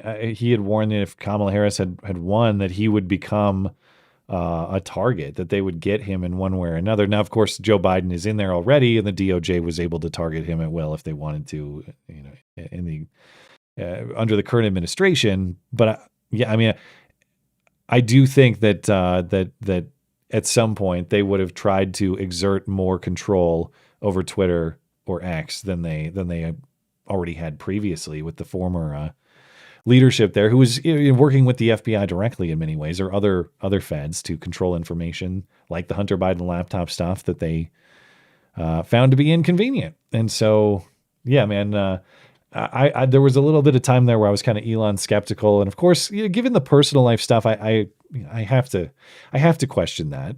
Obviously, like if you got more kids than you can take care of, something needs to be cleaned up. But Do you remember there's the security footage of him in the elevator with Amber Heard cheating on like in Johnny Depp's penthouse? Yeah, my wife knows all about the Elon Musk Amber Heard stuff. Yes. I don't know too much about that, but hey, now I feel more Elon sympathetic actually because maybe if dealing with Amber Heard would make any man insane, So maybe that's what got him. So, but anyway, I think that's just my point I wanted to share tonight was just that these guys were Democrat sympathetic, or even Elon was a Democratic donor, and they just effed with these people so much that they turned. Thank you for the call, man, and Godspeed at your workplace. I hope your boss recovers.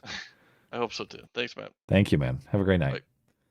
Bye. Okay, I'm going to take one more call before the bottom of the hour here. And speaking of wifely contributions of knowledge, she just texted me to say that there are protests starting in Chicago and Philadelphia.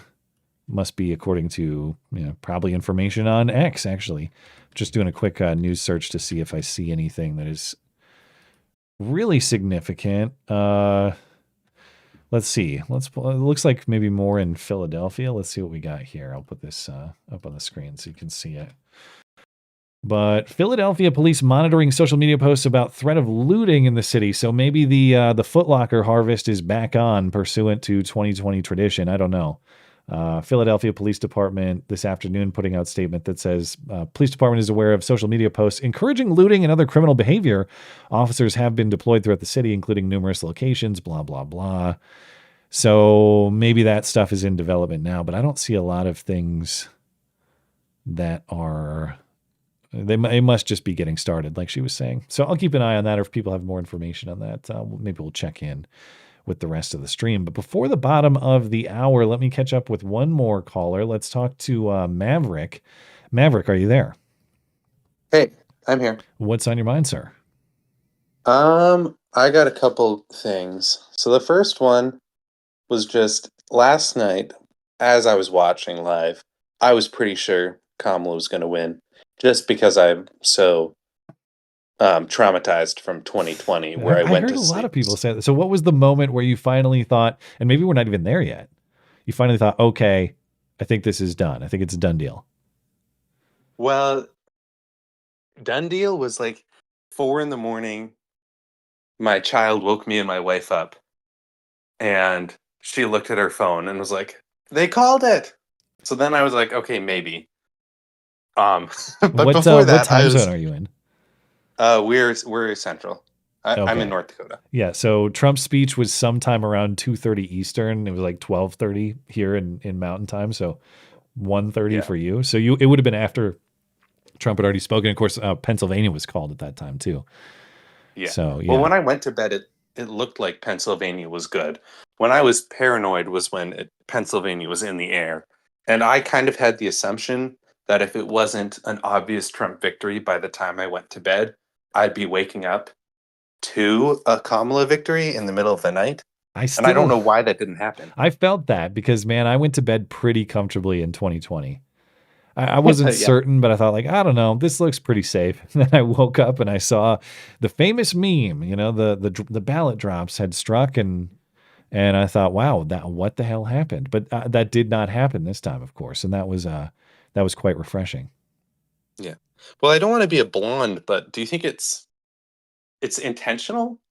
Like, it doesn't seem like they tried at all, really. I think there might be something to that. Like, Kamala is such a trash candidate that you can just throw her out and get rid of her. But the other thing I think is interesting to this suspicion that maybe this was intentional botchery for one reason or another is, of course, the big question will always be, I guess there are internal conversations with the Kamala campaign. Why in God's name did you guys pick Tim Walz?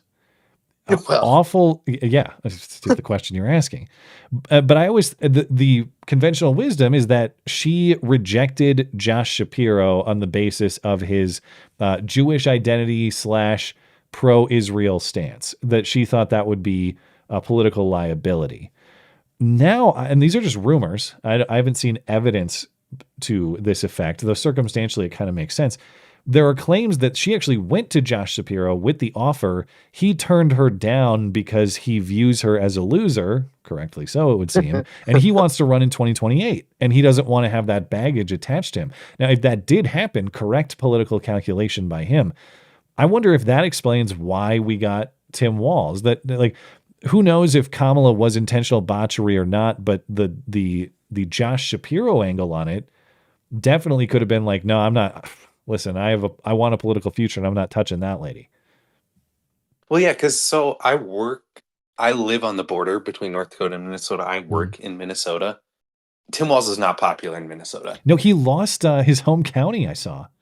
I was baffled by that. Even when I heard it was going, like, he was an option, but I guess also Doug Burgum was theoretically an option for Trump. So I don't know what was going on. He's more forgettable than Tim Kaine, other than his eyebrows. You'll always remember his eyebrows. For some reason, our little neck of the nowhere got a lot of attention for vice presidents. I'm not really sure about that. That is true. We almost did have a Burgum Walz, like upper Midwest vice presidential takeover. Yeah. Yeah. Well, okay. So maybe it is just they figured there's no way they could bring it back, and so they threw a loser candidate at it, which is good, I guess. Maybe there's nothing more nefarious than that they knew they were going to lose. It could be, yeah. I mean, at some level, if you are convinced that it is a lost cause and there is benefit to throw dead weight overboard, maybe there's some of that. I guess, like, if I'm trying to put myself in that mindset, if I'm the Democrat Party, Joe Biden is functionally dead and is going to lose. And I do believe... But he won the first time functionally dead. That's what I don't understand. I guess they didn't have the shenanigans ready to go again. Yeah. But if you accept the premise that, if you're them and you accept the premise we are going to lose, there's virtually nothing we can do about it. The question then is, who do you put into... And you're committed to replacing Biden. Who do you put in? Do you put in a potential star with a very challenging path that is likely to be a loss, and then you maybe spoil or damage that star for their political future? Say someone you believe in, like a Josh Shapiro or maybe a Gretchen Whitmer, because people like her for inexplicable reasons, or Gavin Newsom. Yeah, exactly. You don't want to ruin them for the next time if it is a foregone conclusion that Trump will win. And so you throw out these piece of crap candidates specifically for the reason that you want them damaged, so they go away. Because correct me if I'm wrong here, but it was Trump assassination, then Biden withdrawal? Yes, because the assassination attempt was July 13th and the debate was at the end of July. Okay. So then it was like they realized after the assassination attempt he had all that momentum. The memes are too dank. There's nothing we can do. Right. Yeah, it was over. Okay, my other question would be, if you have time for another question. Yeah, I'll have to be a little bit quick, but yeah, we could do one more. Okay. So I don't know. You seem like a kind of person who has maybe read Lord of the Rings, I would hope. Kind of. I read Return of the King for a book review in high school. But other than that, well, I'm going to make a movies. scouring of the Shire reference. Okay. So hopefully that's in Return of the King. So hopefully you paid attention. I was like 17, so it was going to be tough. But, yeah, I didn't think so. Basically, the war is over and they all come back, and their little quiet town of the Shire has been filled with rules and busybodies and these petty tyrants. And one of the phrases is, if I see another rule, I'm going to scream and throw and kill you, basically. Okay. And part of what I was thinking is, this is kind of our time. So the Scouring of the Shire is the end of the book where after the war is won, they come home and they kick out all the petty tyrants and they get rid of the dumb rules. So that's kind of what I'm looking for. And I'm kind of thinking maybe Elon is the guy to do that, just because of how aggressively he cuts other businesses, like cuts the fat. Maybe he's the one person who could cut some of the fat, at least. If only he has the one true ring to rule them all, or whatever. Well, exactly. Yeah. I can't say that I remember the details of Shire politics very much, but I'll take your word for it. Well, your whatever sophomore teacher would be very disappointed. Yeah. That you did. In fact, my project wasn't even a book report. I drew like a movie poster of Gollum. It was like an art project for an English class, which I don't even know why that happened, but that's what I had to do. Read the book and draw a picture of Gollum. Well, never. Okay. New show idea. Do book review, but it would take you like a month to get through them. Yeah. But, I'm going to need 48 hours in a day for that, but you know, maybe someday. I don't say absolutely no to anything. And yeah, but I think that's what I'm hoping for is just because I mean the industry I work in is just a billion little rules that are put up, Mhm. and it just gets so frustrating. And if one thing comes of this, it's less rules because it really does drag you down. Just always second guessing. Oh, is this legal? Am I allowed to do this? Yeah, or just less rules in the federal government. Certainly, it's the rules are questionable, of course, for their own content. But I think what we're losing track of in this country more than anything is who holds the right to make the rules. And when the federal government seizes that right from states and localities, we have a lot of problems, even if the rules in principle seem sensible, because it's just top-down control of a gigantic country, and the application of those rules don't necessarily, it doesn't make sense everywhere. Yeah, and even if it's state rules, I mean, sometimes it just gets to be, you can't build your own house, you can't sell your own food, you probably can't farm without own animals without permits, depending on where you live. Well, at least you get to take on Doug Burgum and not Kamala Harris, though. Yeah. Say very I'm nice sure eyebrows, sir, but we need some regulatory relief. I'm sure I'll have a lot of success if he's not too busy jerking off to carbon capture. All right. Well, Godspeed, sir. I appreciate your call. Yeah, thank you. Have a good night. Yeah, you too. Okay, let me catch up with just a few super chats and I'll get right back to calls. And we'll take calls till the top of the hour. But over on Rumble, Likes to Watch says, as usual, thanks to Frank for dropping by. Here's hoping Trump follows through with internment camps. Lol. Take care, amigo. Hey, Sonny Hostin to the internment camp. That's fine. That's fine by me. KJax 76, not missing blonde is that bad? Well, you get to decide if that's bad or not. But thank you for supporting the show. Appreciate that very much. We love you. You're very special. Omelet Overlord. Biden's still lost in a broom closet and Harris is drinking off the hangover again. At least the country won't notice the difference until Trump takes over. Yeah, I mean, yeah. Of course, the other question beyond where did all these votes come from or go to? For the last few months, who the hell's been running the country while Joe Biden has been dead and Kamala Harris has been out campaigning? Great question we deserve an answer to. On Odyssey, Blanket says, R.I.P. Peanut the Squirrel. Peanut did nothing wrong. Well, he got a little bit of redemption today. That was nice to see. Blankets also says Laura and Elon helped conservatives a lot. Yeah, I think he, even more than an ideology, he just helped the foundational principles of this country, which is much appreciated. Over on YouTube and Tippy Stream, Long Dong John says, funny how the world works. This election year was the 5th of November, and you sure as hell gave the Dems a 5th of November they will never forget. At least they got their popular vote cope in 2016. Yeah, popular vote. Frank was making that point on X. I forgot to ask him about it. But wouldn't it have been funny if a lot of these states with their stupid popular vote compact would have had to give their electoral votes to Trump based on their own the trap they set for themselves by betraying the Electoral College? Hilarious. Honest Joe Biden, thank you, Long Dong John. Honest Joe Biden says, hey there, Donald. You sure showed that bitch who's boss. Now she'll go back to her old job sucking Willie Brown's D. Jeez, we make a great team. Now how do you please, now can you please pardon Hunter? Wait a minute. This isn't Trump's number. Come on, man. Well, fact check true about Willie Brown, that's for sure. That's disgusting. Michael Schlecht. Remember the 5th of November. Absolutely crushed to find my favorite influencers. Plus-sized park hoppers, looked them up, voted Kamala. Did not see that coming. I think you've sent me some links to these people, right? Aren't these the fatties who go to like Disneyland and stuff? Yeah. Let me pull up some plus-sized park hoppers to punish the audience with. I'm not going to show you any videos, but Oh, I have to log in to see it. Well, yes, here are the plus-sized park hoppers, though. Park hopping, they definitely have plus size, as you can see. Anyway, I'm surprised the rides can support them. Remember that giant fat guy who fell off the ride a few years ago and just splattered to the ground? And it was this crazy story. That's going to happen to these women very soon. I'm certain of it. They are definitely testing park safety regulations with every visit.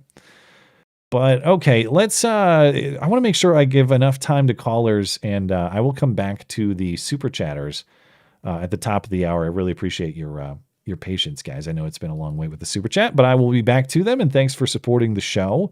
And I'll have to just circle back with you. Let's talk to Cody next. Cody, are you there?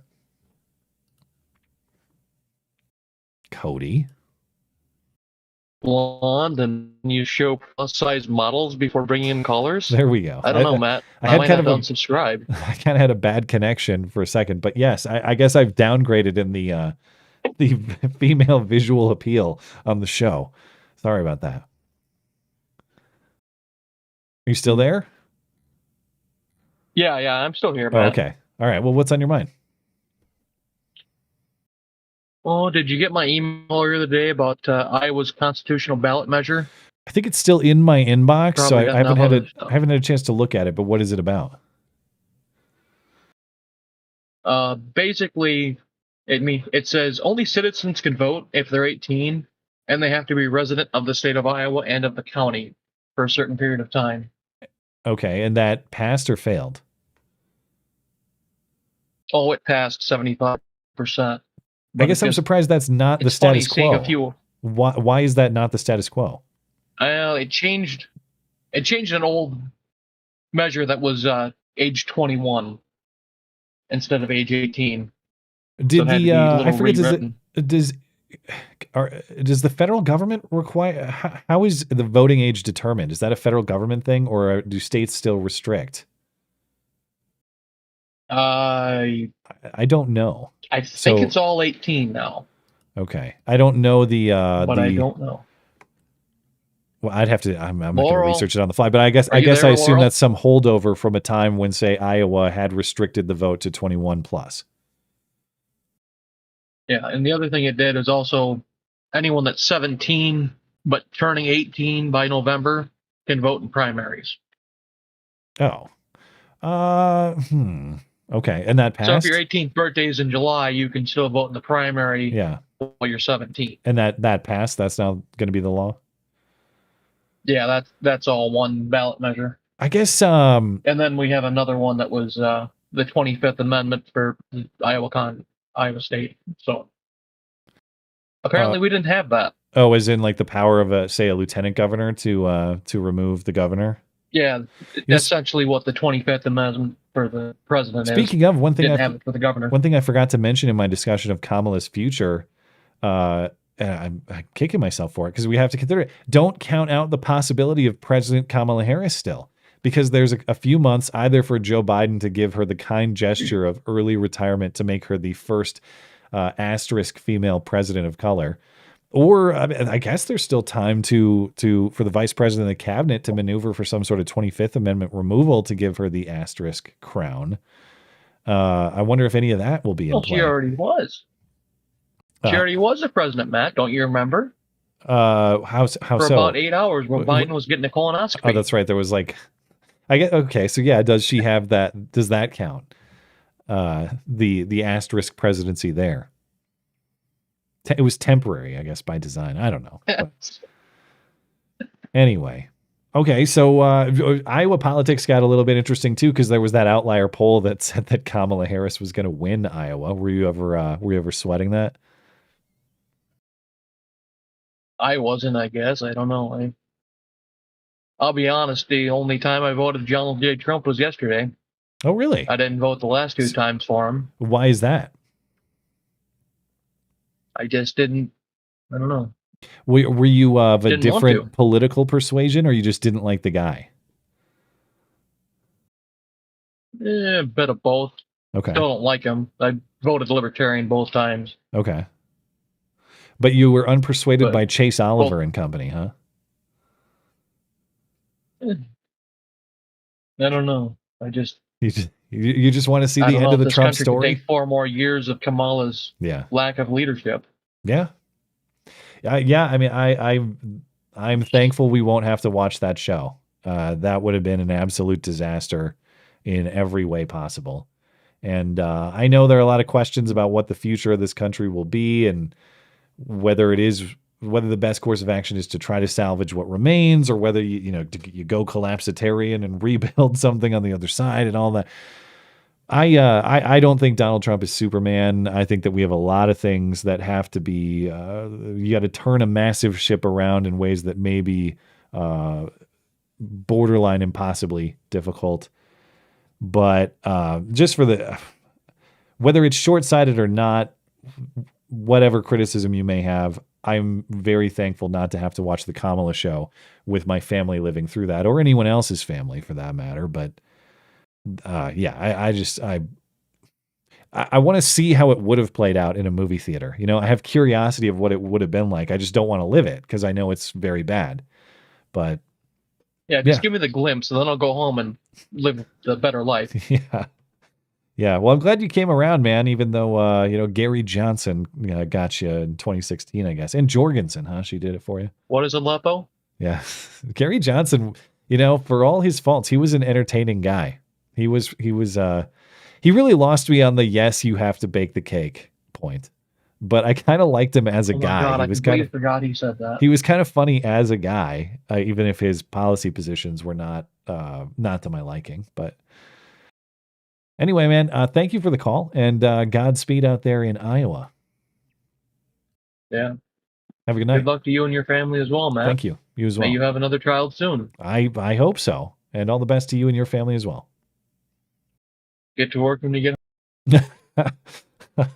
Yes, sir. All right. Rusty Culture, go ahead. Hello. What's on your mind, sir? Oh, not much. I'll start it off with something I heard today. You might have heard it already. I haven't been paying attention. But what do Willie Brown and the 2024 election have in common? I did hear this from Dank Brandon, but go ahead. Okay. No, give the punchline. Kamala blew them both. That's disgusting. That's who I heard it from as well. That Dank Brandon Oval Office address was pretty good. Yeah. Yes. All right. So what else is on your mind? I don't know about you, but I'm waiting for what their shenanigans is. Okay, so you also think it's a little too quiet out there. Something's going on. Yeah, I don't think they're going to do anything with the results. I think they have other things planned. Okay, so what do you think it is? Are we just going to get I hate to say that like 2020 Summer of Love antics are boring because they're destructive. They're very bad. But when I say boring or think boring, I mean unoriginal. Do you think they're going to do something they've already done before, or do they have a new card to play? I think it might be a combination of things. I know in the 2016 election, they got all the actors together and they had the call out to the electors to not certify Trump. So they had all the big names like Robert Downey Jr. That's right, and everything. Yeah, they called for the no certification. Yeah. Yeah, you guys, you're the ones that can do this. You don't have to do what your states have elected you to do. Right. Oh yeah, that's what it was. It was for electors to change their. That's right. It wasn't even. Yes. Yeah, it was whatever. They wanted to do some flavor of January 6th. Yes. Yeah. It was completely different because they're doing it. So yeah. It's separate. I also think they probably might do something where he's an insurrectionist, so he can't be president. And they're going to try and pull that angle. They already tried that, though. They tried that with their stunts for the Colorado Secretary of State and saying he's ballot ineligible. And the Supreme Court has said, no, he's ballot eligible. And if he's ballot eligible, then the election is, I don't know on what basis you could dispute the results, at least in that way. I understand that, but we are acting as if they're going to follow the rule. No, I know. Yeah, I just don't see the angle, though, unless they want to just give the finger to the Supreme Court, which they've given the finger to a lot of things, so it's possible. I guess what I'm saying is that one seems like an old move to me. That one seems like a card they already played. But everybody has a short-term memory. Yeah. And also I'm sure you've seen the NPC meme. Well, I've seen many, but which one are you, what's The one where they get the programming from the news media. Yeah. So it pulls out whatever the last programming was in Yeah. and puts in the new one, and they forget like that ever happened. Yeah, so what's the new programming? I don't even know what it is right now. They're all quiet. I know. It's the quiet before the storm. That's the thing that worries me. Like, well, what is your next move? It's got to be, yeah, I don't know. I don't know, because there's no way that all of their resources and all of their mobs are just sitting around twiddling their thumbs saying, well, Donald Trump won fair and square, or that they're so discouraged and they're so thoroughly beaten that they are just apathetic. But these are people whose entire existence and moral framework is centered around Donald Trump. Without him, they have no reason for existing. And so the fact that he has been now elected and is in the process of entering the Oval Office again, that should animate them. They should be like The Walking Dead right now. They're animated. They're back from wherever they came from, and they're meandering around the streets, creating havoc. But they're not. So what the hell's going on? I don't know. Obviously, I'm asking. I don't have an answer to it because I have no idea what these people are doing, but it does make me nervous. Yeah, that's where I'm sitting, because last night I stayed up and watched until he gave his acceptance or his victory speech. Yeah. And I did find it funny because Fox News had called it, but I looked at, because I was watching Polymarket, and they still had it open, and like, well, this is open until Fox News, CNN, and NBC all call for the same candidate. Yeah. Yeah, I So saw I looked at once Fox called Pennsylvania, I was like, oh, that's over. But I actually had NBC on the TV at home, and they didn't call Pennsylvania for maybe it might have been the better part of an hour after Fox did. I checked them again this morning, and they hadn't called it, so I was still seeing like CNN was, Trump gives a victory speech, but we haven't declared victory yet. And it's like, oh, so you're the authorities now. Well, yeah, I think they were trying to drum up that same 2020 message because they accused him of doing it prematurely in 2020. Oh, he came out and he gave a victory speech, and it was obviously premature because then he didn't win. Well, I mean, that's right. The 18 million ghosts hadn't voted yet. And so technically, I guess he was early, but yeah. Yeah, you're not supposed to notice how there was a almost record turnout in most of America, and we're shy 18 million votes from the last one. There's a lot of disappearing going on lately. The 18 million voters, Antifa activists, Black Lives Matter activists, they've all disappeared into the ether. And I have a feeling they're going to return with a vengeance at some point soon. But thank you for the call, man. I appreciate it. Yep, no problem. Have a good night. You too. Okay, I'm going to take two more callers and then catch up with super chatters, and we'll call it a stream. No rhyme or raisin. Very punny. Oh, hello. What's on your mind? Don't tell my husband you thought that was funny.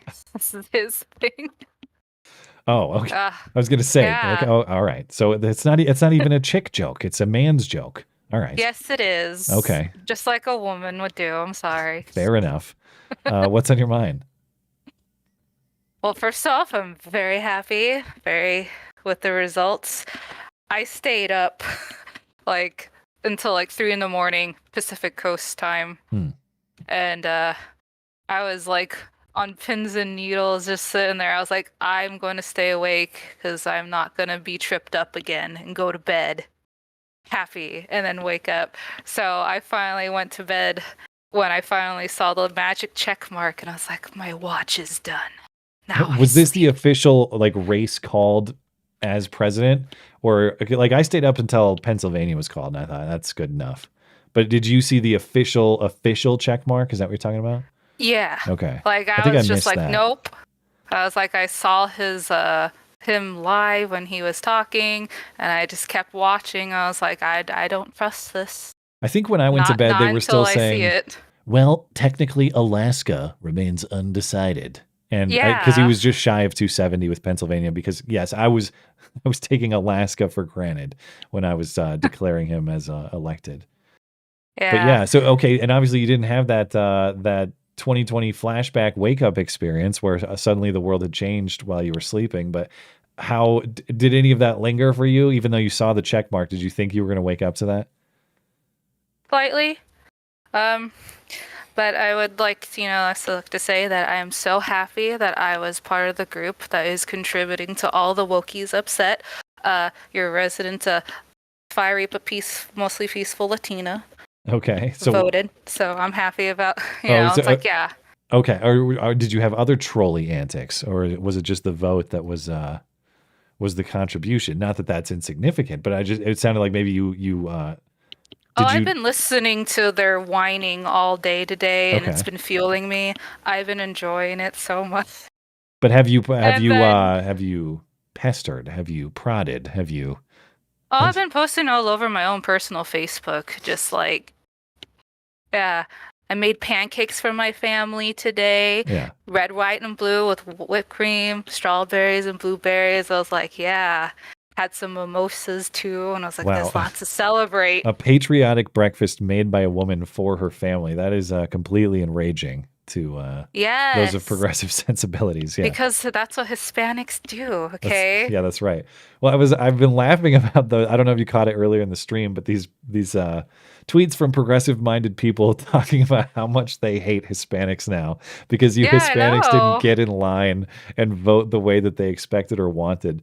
All I ask is if they just suddenly want to deport me, and when I come back, can I get the 13,000? If that's still on the table, then deport me. Wait, what's the 13,000? And those like food stamp stuff that they've been getting. Oh, is it was that what's the number signify? Was that the value or what is it? Yeah, you didn't see that meme or like that picture. It was like somewhere in New York, and someone took a snapshot of this lady's EBT card, and they saw that there was like a 13,000 limit, and like and all those like things like that. So I'm just like, fine, if you're gonna deport me because you don't like me, can I at least when I come back? That's true. They owe you an increase in your credit limit. I didn't hear about that, but I know the ones that the Haitians had in Springfield they had some term for them because they were basically like limitless. Or I know they weren't. There technically was some limit, but the point is they were able to buy a lot of things that people might consider to be luxuries in that circumstance with these cards that they had.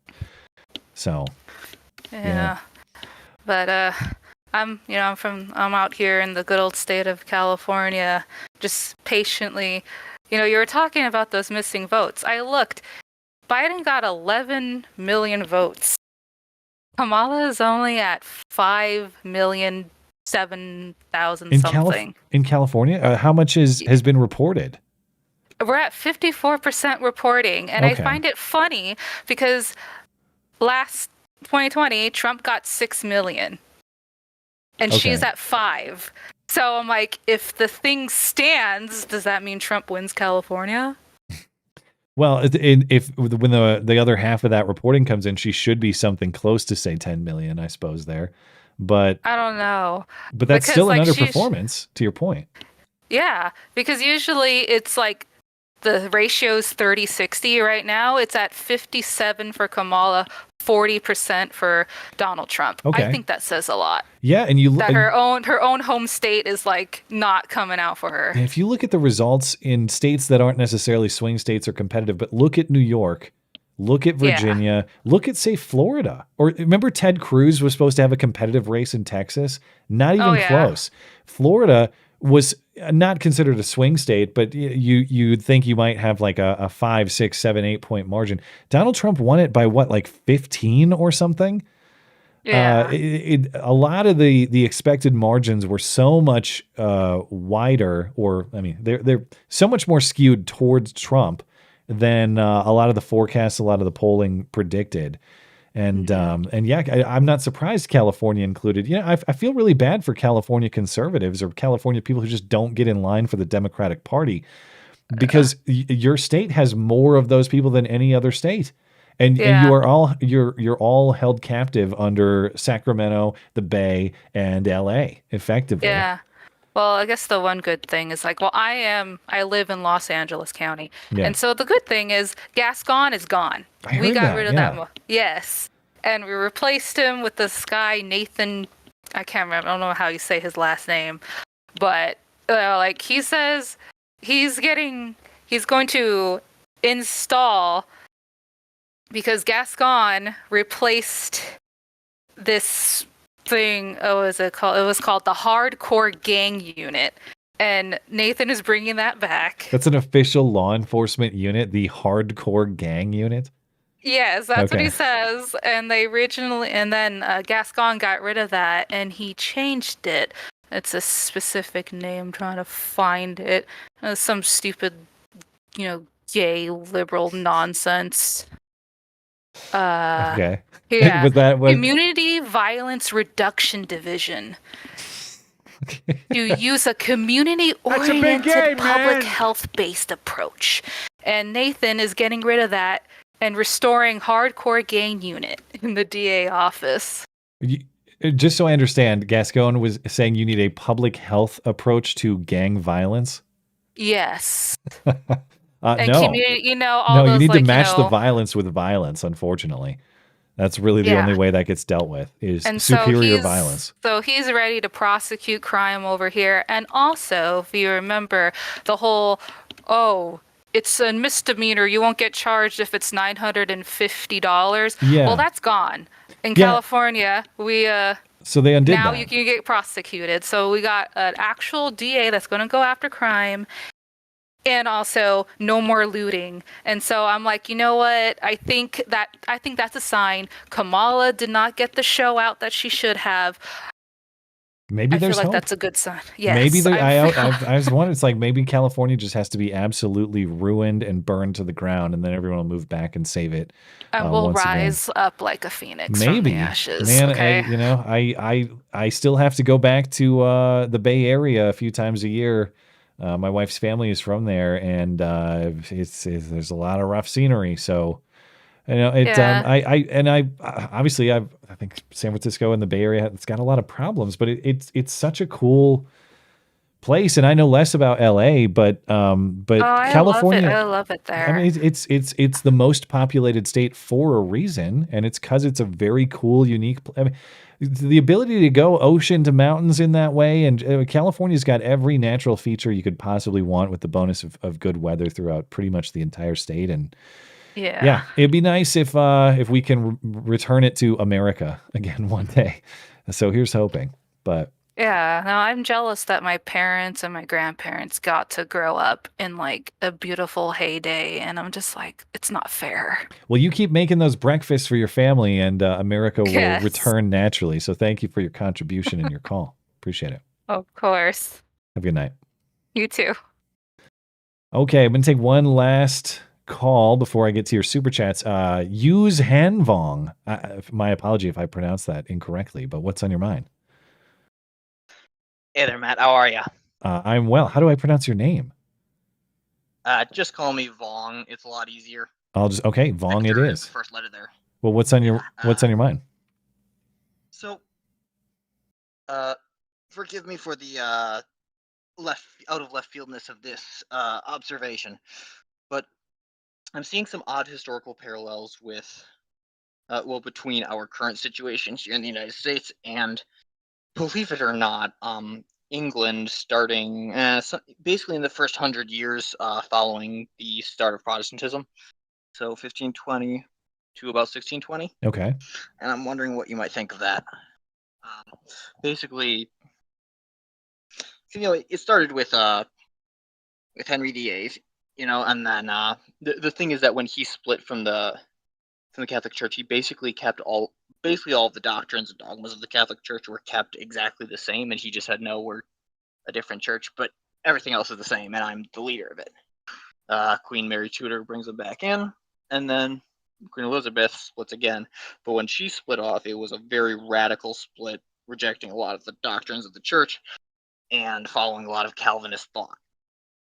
And I'm kind of seeing that, like, okay, things are kind of they're progressing leftward, right? But you go from Bush to Obama, right? And there's suddenly a big change there. Then Obama, Trump, and then Biden. Now back to Trump, right? Mm-hmm. And so we're kind of this somewhat of a break, a rejoining, and then a very radical break. And in place of the church in this comparison would be what? Just the U.S. Constitution, or what is the central tenet or the central premise that is being potentially redone?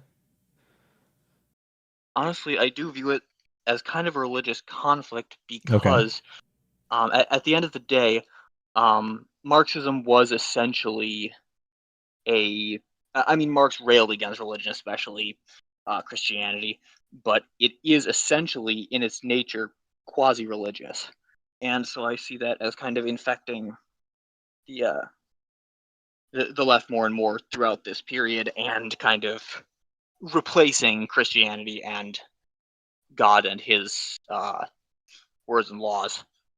Okay, so my knowledge of that era of English history is not much at all. So how did this go? Or I take it there are probably consequences that you're worried about with this comparison. Is that fair to say? Or what was the path? How did that go that might indicate how our country might go? So that's kind of the odd thing, is that there isn't kind of a it seems to be happening on an accelerated timescale in our country, but there is, and has been for several centuries now, actually, a continuous creeping back towards the Catholic Church from within the Anglican Church, at least until they got infected with the whole left-wing woke Marxist BS. But those who would fancy themselves theologians within the ranks of the Anglicans have for many centuries been drifting back towards Catholicism. I mean, it goes back to Newman and the whole Tractarian movement, how he basically started within the Anglican church, and then eventually, by studying it, right, eventually burst out of it and returned to Catholicism. And so I'm just wondering, are we going to see something similar? Is there going to happen something sometime soon where the left basically destroys itself, or someone comes from within the left who destroys it with it by studying it, who looks at it and says, yeah, this is all bullshit, and what we have left behind makes infinitely more sense. And I mean, you might say that that's all of us to some degree, but I'm thinking on a grander scale. Yeah, I guess I haven't thought of what is the end of this ideology. And when I say this ideology, I mean what you're talking about, like this progressive Marxism that I think is fundamentally at odds with American constitutional values. I guess if you ask me what I think the end of that sort of thing, it would be self-destruction, but probably by the practical results of their own ideology. That is to say, when you believe in destroying the rights of the individual to be subservient to the collective and the state in that way, that inevitably you destroy human productivity, you create human suffering, and that system collapses because it's contrary to human rights and human nature in that way. But what you're saying is like some sort of intellectual renaissance where these people realize the error of their philosophy in a theoretical sense. Like they come to it through some sort of intellectual exercise, sitting around thinking about it, talking about it. Not exactly. Okay, but close clarify. enough. Tell me what you mean then. What I'm thinking is more like, I'm wondering if what we're going to start to see is kind of like that one BLM leader, right, who broke from the left and endorsed Trump just before the election, right? How some of them are going to, it'll start with the people who are actually, so to speak, able to think reasonably and logically and rationally, right? Where they'll look at their own, the beliefs of their own side and say, wait, trace this back and it doesn't actually make any sense, right? So they will start defecting, right, so to speak, from the left, and then slowly but surely, you'll get more and more trickling back over to at least a reasonable or more reasonable position, until eventually you just got this tiny bunch of radicals over there who are no real threat. Yeah, I would love for that to happen. At least if I understand what you're saying, that there would be some sort of like thoughtful, intellectual, philosophically sound defection of people from this toxic ideology into something more more aligned with prosperity and, of course, the truth. I just I don't know. I mean, I guess you're giving me a historical example, so maybe they're more common than I realize. But to me, it just kind of gut feeling and based on my own experience, it seems like these people are so committed to that they will pursue their own destruction to the very end until they'll ever change their mind or consider the error of their thinking. And so, even though I would love that, like, because it sounds like a great, peaceful, easy way to end this ideological rot, I just I worry that unfortunately it has to realize its own consequences to get there. But I hope that what you're describing happens. Certainly. Well, I'm not thinking it's going to happen at least anytime soon, because the problem is that, and this is definitely the confound in my questioning along these lines, is that when it comes to, say, the well, at least post Queen Elizabeth Anglican Church and the Catholic Church, they at least share a lot of similarities in terms of, they're reading from something approaching the same book, though there are a lot of issues of translation there that make things in, for example, the King James Version significantly questionable and rather inaccurate in some places. But there's enough similarities that they can go after each other on the same grounds, whereas with the left, they're replacing God entirely. Yeah. Well, thank you for the thoughts, man. And whatever the path is, I certainly hope that we get some kind of philosophical recovery in this country. I appreciate your call, and thank you for the thoughts. Yep. Take care. Okay, that'll do it on calls this evening. Appreciate all the callers. And if you were trying to call in tonight and you didn't get in, I'm going to do my best to keep calls as a feature of at least the Wednesday show going forward. It's possible I mix in calls on Sundays. So as always, if you'd like to call in and you're having trouble, just stay persistent. You will get to call the show eventually. And I appreciate everybody's contributions to the show. I also appreciate the patience of the super chatters, because you guys have been waiting for a while tonight. So let me catch up with some more on YouTube. And Tippy, quadraphonic toppling, there's a name. Talk about how almost every single bellwether county just magically reverted to being predictive of the presidential winner in 24. I don't see how anyone could say 2020 wasn't rigged now. There's another thing that could probably use a little review. Maybe I need to go back and a quadraphonic. If you have like a clean resource on the counties that you're talking about, I would definitely like to see that, because these are things I want to dig into now that we have the 2020, now that we have the 2024 and 2016 comparison to look at 2020 with. I think a lot of this stuff needs some revisitation. And so thank you for the thoughts, because I hadn't even looked at those kind of bellwether predictive counties at all. So I don't know. I'll take your word for it that they probably did go back to their predictive value, but they were shockingly wrong in 2020, of course. Holy guacamole, Trumpomania ran wild. That's right. I wish I don't have a Hulk Hogan button, a Hulk Hogan sounder, but I'll never forget the moment. After Nevada and Arizona, he will have 312 electoral votes, not the 330 plus I predicted, but still very much a mandate. We should all feel optimistic about the future now. MAGA and Maha. Make America what again? Hilarious? Make America hateful? Make America... I don't know. But I'll take it.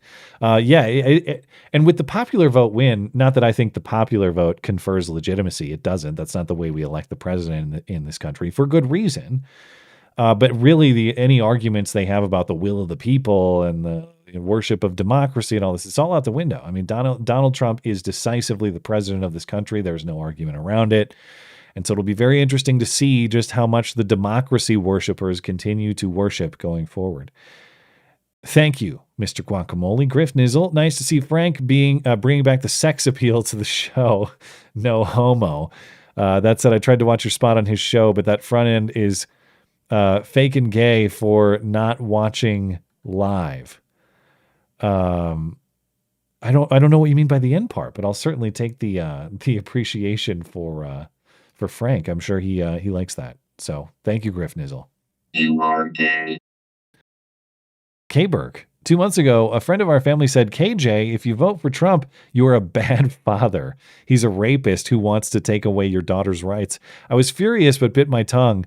I wonder how she's doing now. Man, well, yeah, if you're able to contain yourself when someone says something like that to you about the way that you handle your kids, no less, you're a good and patient man. But yeah, it's so fun. Like, the alleged father we watched earlier, courtesy of Frank's reference, the guy who's like, well, it's very important that my daughters are able to kill my grandkids. I do think that guy obviously has a political philosophy that is counter to good parenting. And I would happily explain that to him in non-personal terms if he wanted to have that conversation. But the thing about the vitriol that these people on the left have for their political opposition, to go and confront a parent and tell them they're a bad parent in that way is such it's another step in that perspective. Like, even though again, guys like in that CNN segment, I look at that and I think that's indicative of probably unwise, bad parenting, bad fatherhood. Would I go and like just accost that guy on site? Or if I was at like I don't get invited to parties, but if I was invited to a party and he was there and I just was talking to him casually and I found out he voted Kamala for whatever stupid reasons he thinks he has, would I accost him publicly for that? No, it's just a breach of baseline respect in a social situation. These people have no hesitation, no reservation about breaching that because they're so convinced of their own moral righteousness that if anyone is to cross them, of course, that person deserves to be ridiculed, browbeaten in public. And the most frustrating thing about all of it is that the inverse is true. I would bet every dollar to my name, K. Burke, that you are in fact a superior parent with a more grounded philosophy than this person who's, accosting you at a family event. But that's the thing. That's the beautiful thing about parenthood and having a family, K. Burke. You don't get your validation from somebody else. Somebody yelling that at you as ridiculous and impolite and nonsensical as it may be. Of course, you don't get the value of your life out of that person's interaction with you. You get validation through your family properly, like a sane person with a proper set of priorities. So you can be happy knowing that you won that encounter. And thanks for supporting the show. Critter Killer, the result is wild. I was watching Nick Freitas's election stream. I gave you a shout out near the end. Well, thank you for that. I'm looking forward to seeing how the next few years go. Let's get ready for the midterms. Yeah, I saw that as part of the Ohio cope. Because of course Ohio lost a Senate seat. Sherrod Brown incumbent loses to what's the guy's name? Bernie Moreno. I don't know a lot about Bernie Moreno, but it's great to get Sherrod Brown and any other Democrat out of the Senate. But the cope I saw on the discussion panels was, well, now J.D. Vance, you're going to have to fill J.D. Vance's seat in Ohio. And so they're going to get a governor's appointment, and then they're going to have to, run a special election in 2022. Maybe Democrats can pick that up. No, they can't. Democrats are not going to pick up J.D. Vance's seat. You're insane. But they continue to believe, apparently. Thank you, Critter Killer. Great sending. Peanut didn't deserve it, but Fred did. Fred is a raccoon and therefore only deserves to exist as a hat. How dare you? Poor Fred. That's disgusting. On a related note, you'll be shocked to learn I've never been like a raccoon hunter or a raccoon trapper, but a very kind member of the audience sent me my very first coon skins the other week. So I am in possession of a couple coon skins, and I could make like a frontier coon skin cap or like a raccoon purse or something like that. If you got good use for raccoon skins, great sending. I guess I got to do something with them because they're just sitting around. I don't know what to do. I saved them for what I thought was going to be Civil War II. I thought, well, when Civil War II hits and I have to go live up in those mountains, I can do it with a coonskin cap, Daniel Boone style. But now it doesn't look like I have to do that, but I'm still going to hang on to him. Thank you, great sending. Evan Valenta, he won and won bigly. Thank God. Too big to rig, apparently. That's how it went. Matt Grendel, not resounding. Imagine how big the mass graves will need to be. So you're unconvinced, I suppose, that maybe we're not past the Marxist villain here. We'll see. I feel like we've bought a little bit of time away from the mass graves, but maybe the mass graves are still forthcoming. Certainly possible. Long Dong John says Kamala's popular vote at the moment is 66.5 million. What happened to the other 15 million voters for the most popular president ever, Democrats? It is the biggest question to come out of this election. I definitely want to do what I can to investigate, though, of course, I'm sure the answer is pretty well concealed. Daniel Yeager, perhaps we should consult list of random names. Yeah, that's right. I forgot. If people don't remember list of random names, those are all the voters that are missing. List of random names is a website. In fact, does it still exist, or did it get taken down because of the Somalian controversy in Minnesota? Tim Walz related. No, it's... Oh, that's right. I forgot. This was part of the video that I made at the time, because the all-time greatest corona fraud it happened in Minnesota, and it was a bunch of Somalis. And these Somalis ran what was supposed to be like some sort of food charity. They were making lunches for kids, and they got all this corona relief money to pay for that. And then when there was an investigation into that, they, instead of making sandwiches for kids, they were actually buying luxury items, cars, boats, mansions in suburban Minneapolis. And as part of the Fed's investigation into that fraudulent use of COVID relief money, they learned that these Somalis had in fact submitted names to the federal government of children they were supposedly feeding. Where did they get the name or the names of these people? They got it from listofrandomnames.com, which is indeed a website. And listofrandomnames.com, back when I consulted this website, when I was talking about this story to see if I could use it, back then it said, "Hey, we're doing an upgrade. Check back soon for even more random names." Thank you for your patience and sorry for the inconvenience. This must be a hell of an upgrade for listofrandomnames.com, because this upgrade has been in the works for months. But apparently the Somalis made good use of it. Great callback. I forgot about that legendary website. Thank you, Daniel Yeager. Tortuga says, "Oh, the tears are so salty and delicious." It just like 2016, it was fun to watch a lot of those reactions. One thing, I didn't play a lot of them tonight, really just Sunny Hostin, but like the ones that are on TikTok and stuff, entertaining. But I always wonder, are people faking some of these reactions to try to farm views and, like, I don't know, get paid or whatever? Some of the TikTok reactions, people screaming in their cars, screaming in their apartments, they seem a little over the top, and I wonder, are people just faking it to get the views? But I don't know. Whatever. I'll take it, I guess.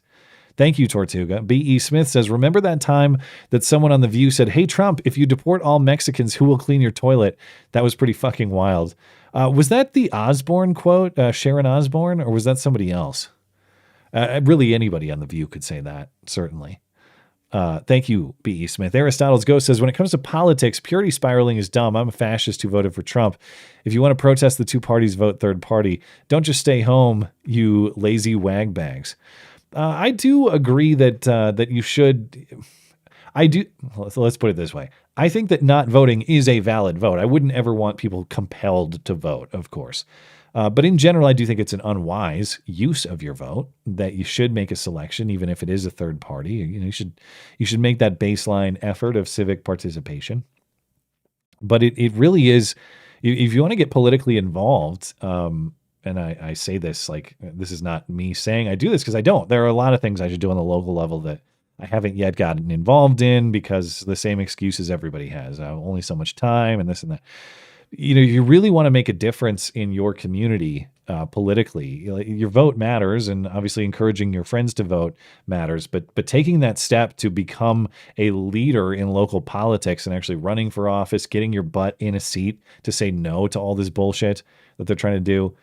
That's the stuff that you can really do, and doesn't even require like partisan purity stuff. It's just like what we need in this country, if not for like an actual revolution, is a whole the peaceful way to do this is to get a whole bunch of people in all of these seats of government all across the country to fold their arms and just say, no, we're not doing that. No, just be an obstruction to the government, basically as it exists in all forms for a little while. That's an oversimplification, because of course local government does have a lot of important functions and stuff. But I'll give you an example.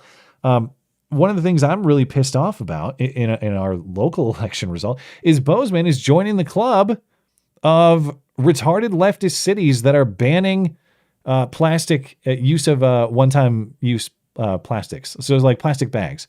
Plastic straws are going to be restricted. It doesn't take effect till next May. I didn't get a vote in this because I don't live in Bozeman City proper, but they got this passed because a bunch of moron college kids and all these like, intellectual elites that live in Bozeman city limits decided that even though we've got bums coming from all over the country down I-90 into our city to form, RV and tent encampments, destroying the city and creating a lot of danger for a lot of people.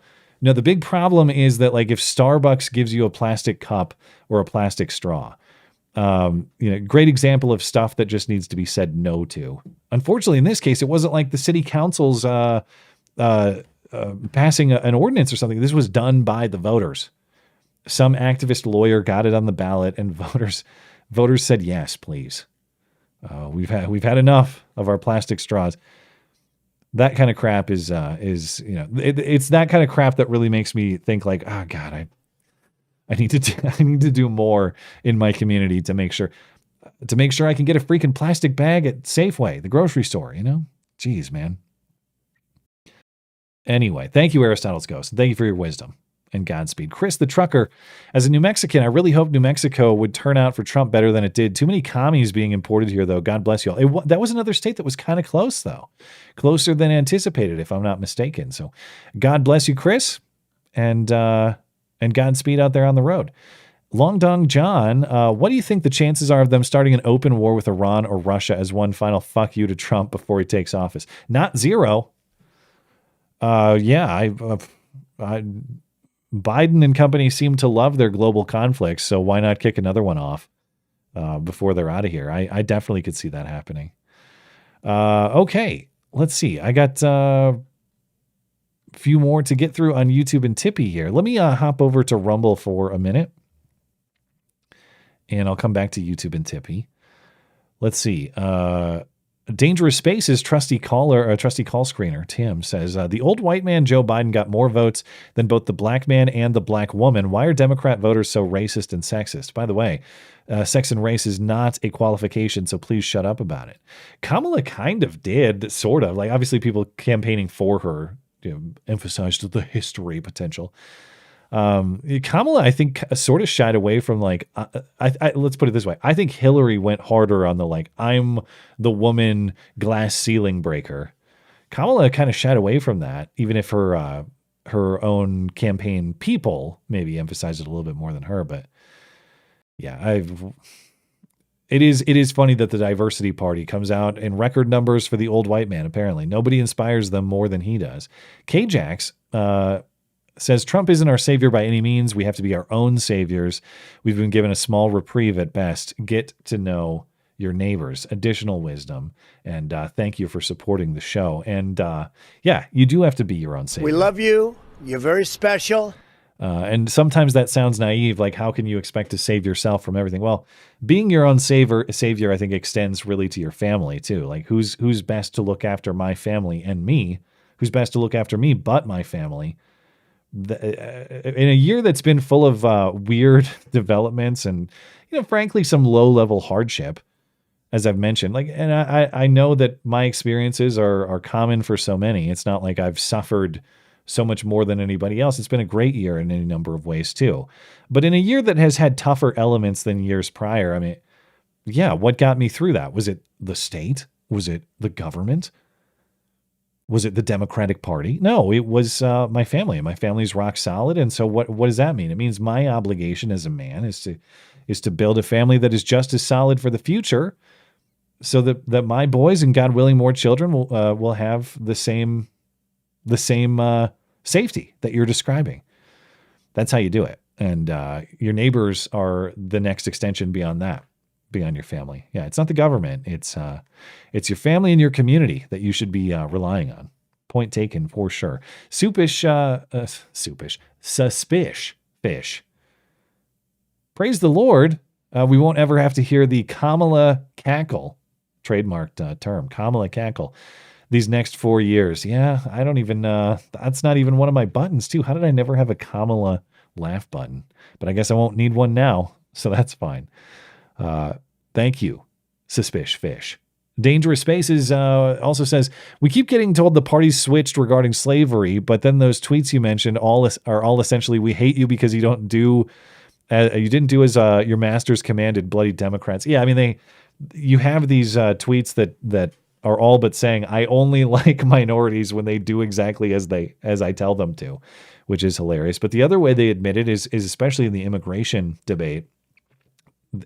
I think JoJo from Jersey, whatever that woman on Twitter, she tweeted something like, well, I hope you guys enjoy paying, twice as much for groceries when all the people who produce that food for you are going to be kicked out of the country. Well, we already had the experience of paying twice as much for groceries. So, we've got a little bit to work with in that regard.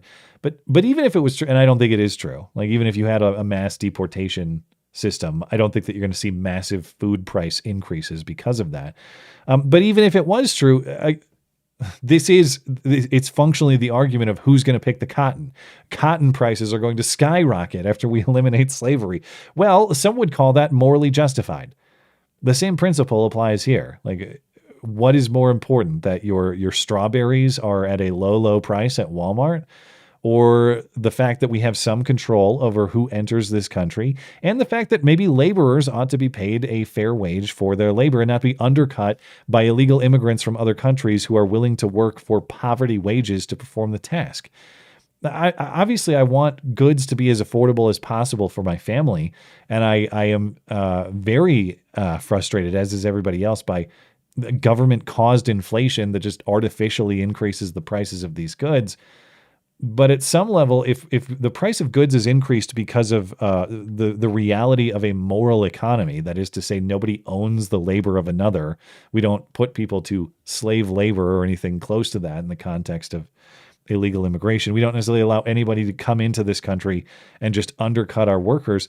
Like, there are some costs that are worth taking on. That would probably be one. But yes, enjoy the fact that your strawberries are going to cost more. You'll be begging for more illegal immigration then. Dangerous Spaces also says, I have a lot to say about this election. I'm loving any person who screamed, Trump is Hitler or we will lose democracy. They're now saying to their audience or constituents, it will all be okay. That really was Kamala's speech today. Oh, sure, Hitler got elected, but look at the stars this evening. What was it? Billions of brilliant. I can't remember what it was. Something like that. All the stars. Dangerous Spaces also says, plastic straws are massively evil. We must eliminate them from the harm they do to the environment. We must only use paper straws anytime we receive our drinks in plastic cups. I think that is the San Francisco special, if I'm not mistaken, is the paper straw in the plastic cup. But yeah, every time when I have to go to San Francisco to see family, the straw situation and the plastic ban is like one of the most enraging things about it. In addition to the drugged out hobo taking a shit on the sidewalk and yelling threats at my family, they're inconvenience 1 and 1A really. But the fact that my hometown is going to start becoming San Franciscanized in that way is enraging. All right. We're good on Odyssey, good on DLive. Circle back here on YouTube and YouTube and Tippy. We'll call it a night. Let's see. Long Don John also says, in between Hillary and Kamala, who would have made the worse president? I guess it depends on whether you fear incompetence or malice more. Like, I don't think Kamala is incompetent. So you would have just like, I don't know, like Joe Biden falling down the stairs times 10 while cackling. It would have been clownish. And it's dangerous because it's so incompetent in that way. Hillary is a different type of danger, in my opinion, which is like intentional and capable malice. So who's more dangerous? Like the cunning villain, that's what I would call Hillary, or the buffoonish clown with buffoonish clowns aren't necessarily dangerous until you hand them machine guns and nuclear codes. Then all of a sudden that's a big concern. I guess, I don't know. I might actually say Kamala is more dangerous out of sheer incompetence, because at least with Hillary's strategy, sometimes that strategy is going to be like beneficial. And I don't know, maybe I'm overthinking this, but I guess if I had to pick, I guess I would probably would I take President Hillary over President Kamala? I don't know. I mean, I guess so. I guess I'm making that call based on competence alone, but maybe that's wrong. We'll evaluate that another time. Griff Nizzle says, I love my state, but Arizona has always been schizo. Based on guns, but has 5 split-tailed governors, most of any state. And seems to like killing kids. Yeah. Goes for Trump, but denies. Based hottie Lake, shaking my head. I don't get the Carrie Lake hate. And I'm not like some Carrie Lake super fan either. But Carrie Lake seems like she presents well. You know, obviously had a career in TV broadcasting, is a good communicator. Most things I hear her say, I would agree with. I don't see any reason why I wouldn't vote for her in my state over any given Democrat. And yet she's just a massive electoral loser. And I say this as an outsider who hasn't paid a lot of attention to her in Arizona. So I feel like I must be missing something. Like there's just something about her that turns voters off. And I don't know what that is, but this is multiple elections consecutively now that she has not been successful. I don't know. I don't know what explains that, but you can tell me about it, Griff Nizzle, some other time, because I'd be curious to know. And you can email me, of course, if you have thoughts on it. K. Burke says, the reason the left is so quiet right now, the NPCs haven't been told what talking points to endlessly regurgitate yet. Maybe they had to write the software on the fly. Maybe the update wasn't ready to go. Tortuga says, could you imagine being Doug Emhoff last night? Oy vey. Well, yeah, I could. It'd be as many beers as I had, but a lot more violent with the women. That's what it would be like. Speaking of insufferable characters, that guy, I'm glad I don't have to deal with that guy. Treated as some historic figure, as the first gentleman. Okay. Glad he can go away forever. Critter Killer says, Sargon said this morning on a stream that Trump put his hand on the glass ceiling twice and said no. Yeah. Donald Trump, the legend who defeated the first 2 women to run for president, at least to get through the primary, get the nomination. Well, in Kamala's case, she didn't even get through the primary, but you get what I mean. She got the nomination. Yeah. What a legendary move for Trump. In some ways, that's funnier and better than just defeating Biden in 2020. Daniel Yeager says, my theory on the case, to understand 2020, you have to look at the Democrat Iowa primaries in 2020. Also the Transition Integrity Project. I guess I don't really remember what happened in Iowa. Who won Iowa? Did Bernie win it? 2020 Iowa Democratic Caucus. Who the hell won that? Oh, yeah, it was Pete Buttigieg. I forgot about Pete Buttigieg. How could I forget? You're a faggot. That's right, he is. Pete Buttigieg, Bernie in second, Elizabeth Warren in third. No, wait. Yeah. No, wait. No, Bernie won it. Why is this so confusing? Why don't they... God, they list this... I still don't get the Iowa caucus system. Okay, Pete Buttigieg received the most state delegate equivalents, therefore the most delegates, but won more than Bernie Sanders, who narrowly won the popular vote. Okay, so it was like, I don't know. It was like a Pete and Bernie tie. I don't know. It was close between them. I don't know how all that played out, but you're telling me I have to. So I'll check it out if there's some valuable information there. Female listener says, I was the only one having a good day at work today. They offered me personal time for anyone who needed it. They offered personal time to anyone who needed it. I sat in a meeting where they said, I can't believe how many evil racists and misogynists are in this country. Guess I'm a misogynist. You should have informed them.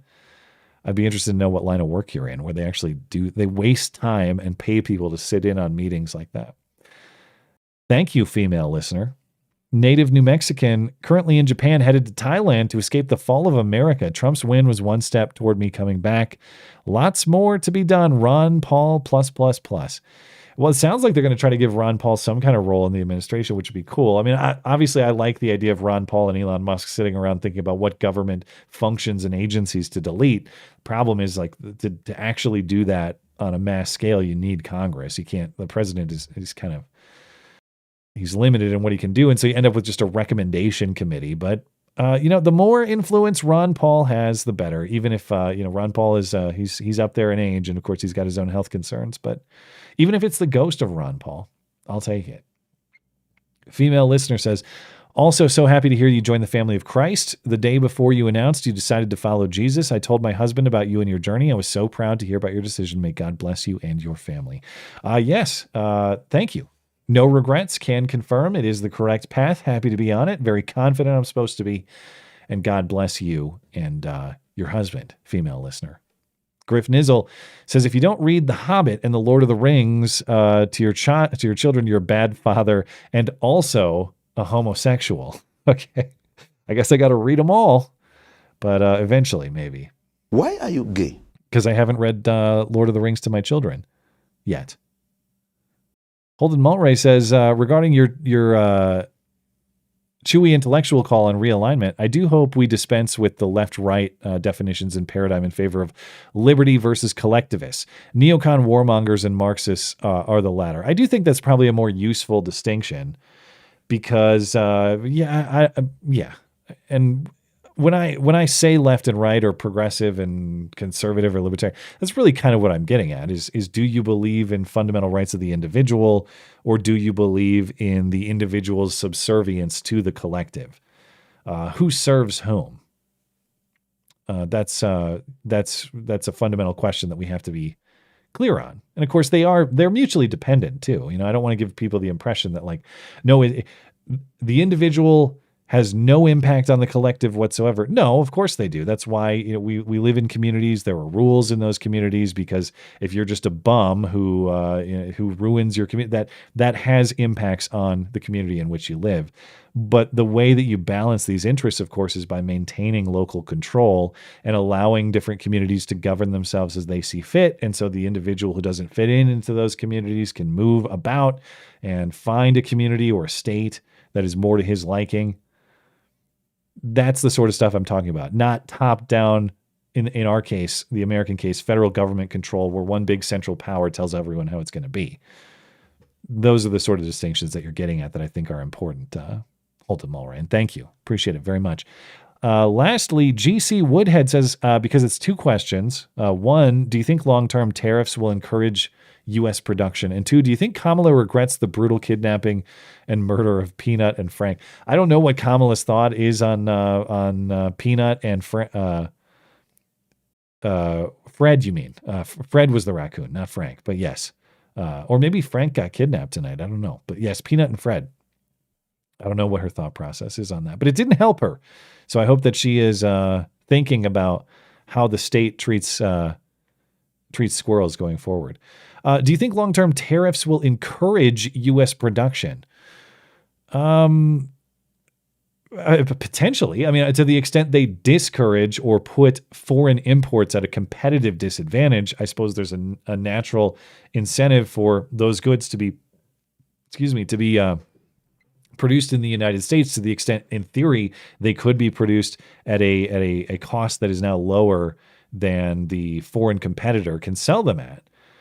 That said, that's not always a guarantee. Like, let's say there's a very specialized product that a foreign country can produce very efficiently that we can't, then maybe we're not able to produce for whatever reason, or maybe we just don't have the natural resources in our country necessary to do it in the way that they do. There are all sorts of reasons you might not necessarily be able to produce a good as efficiently as a foreign competitor does, even if there's a tariff in place that is putting that foreign competitor at a disadvantage relative to domestic production. But whenever I talk about tariffs, and I'm not like tariff policy expert guy. The only and on principle, I don't. Obviously, I would prefer free market circumstances where you eliminate barriers between the producer and the consumer, so that everybody is operating as efficiently and inexpensively as possible. But the reason that I can appreciate tariffs as a concept, relatively speaking, when I say comparatively to what we have now, is again, because if you tell me if the federal government has to exist and it needs revenue streams of some sort, and I have a choice of what revenue streams are available, tariffs as a consumption tax, where I at least have a choice between whether I want to consume those tariffed products or not, and thus I can avoid the tax or not, versus income tax, which is what we have done for the last century, where I can't earn $1 without giving the federal government a cut of it. Of course, I'm more sympathetic to tariffs because there's more discretion for the consumer in that case. There's more consent available to me in that arrangement than there is just if I produce something, you take money away from me. But as far as your question, like, will that encourage U.S. production? I don't know. I'd have to see the studies from the economic experts. No, I'd have to take a look at how this has worked out in the past. Let's say that we tariff, say, imported cars.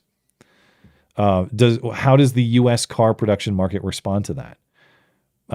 In theory, they would have a competitive advantage, and maybe that would encourage U.S. production. But there's another side of that too, which is maybe there's just something about foreign producers that U.S. production can't match for whatever logistical reality. So I don't know. I'd have to see more information, but thank you for the question on that. Thank you, GC Wood. I appreciate it. Oh, Abby's here as well. Abby says, Carrie Lake, Kamala, Hillary, just don't vote females into public office. Emotional, flighty, and impulsive. Even the self-aware ones. Big win for babies this election. Well, wait, a lot of babies are going to lose thanks to these abortion votes, but I assume you're referring to other babies. I don't know. Thank you, Abby. I appreciate it. All right. Think we're all set. Look good on Rumble, look good on Odyssey, look good on DLive, which means we can call it a night. Man, we almost got a 3-hour production out of the evening, but I appreciate Frank for stopping by. I appreciate all the callers.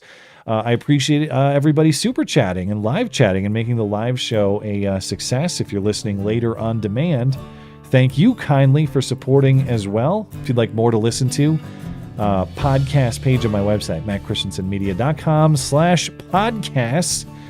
I'll be back on Sunday with more. Have a great week until then, and a great night.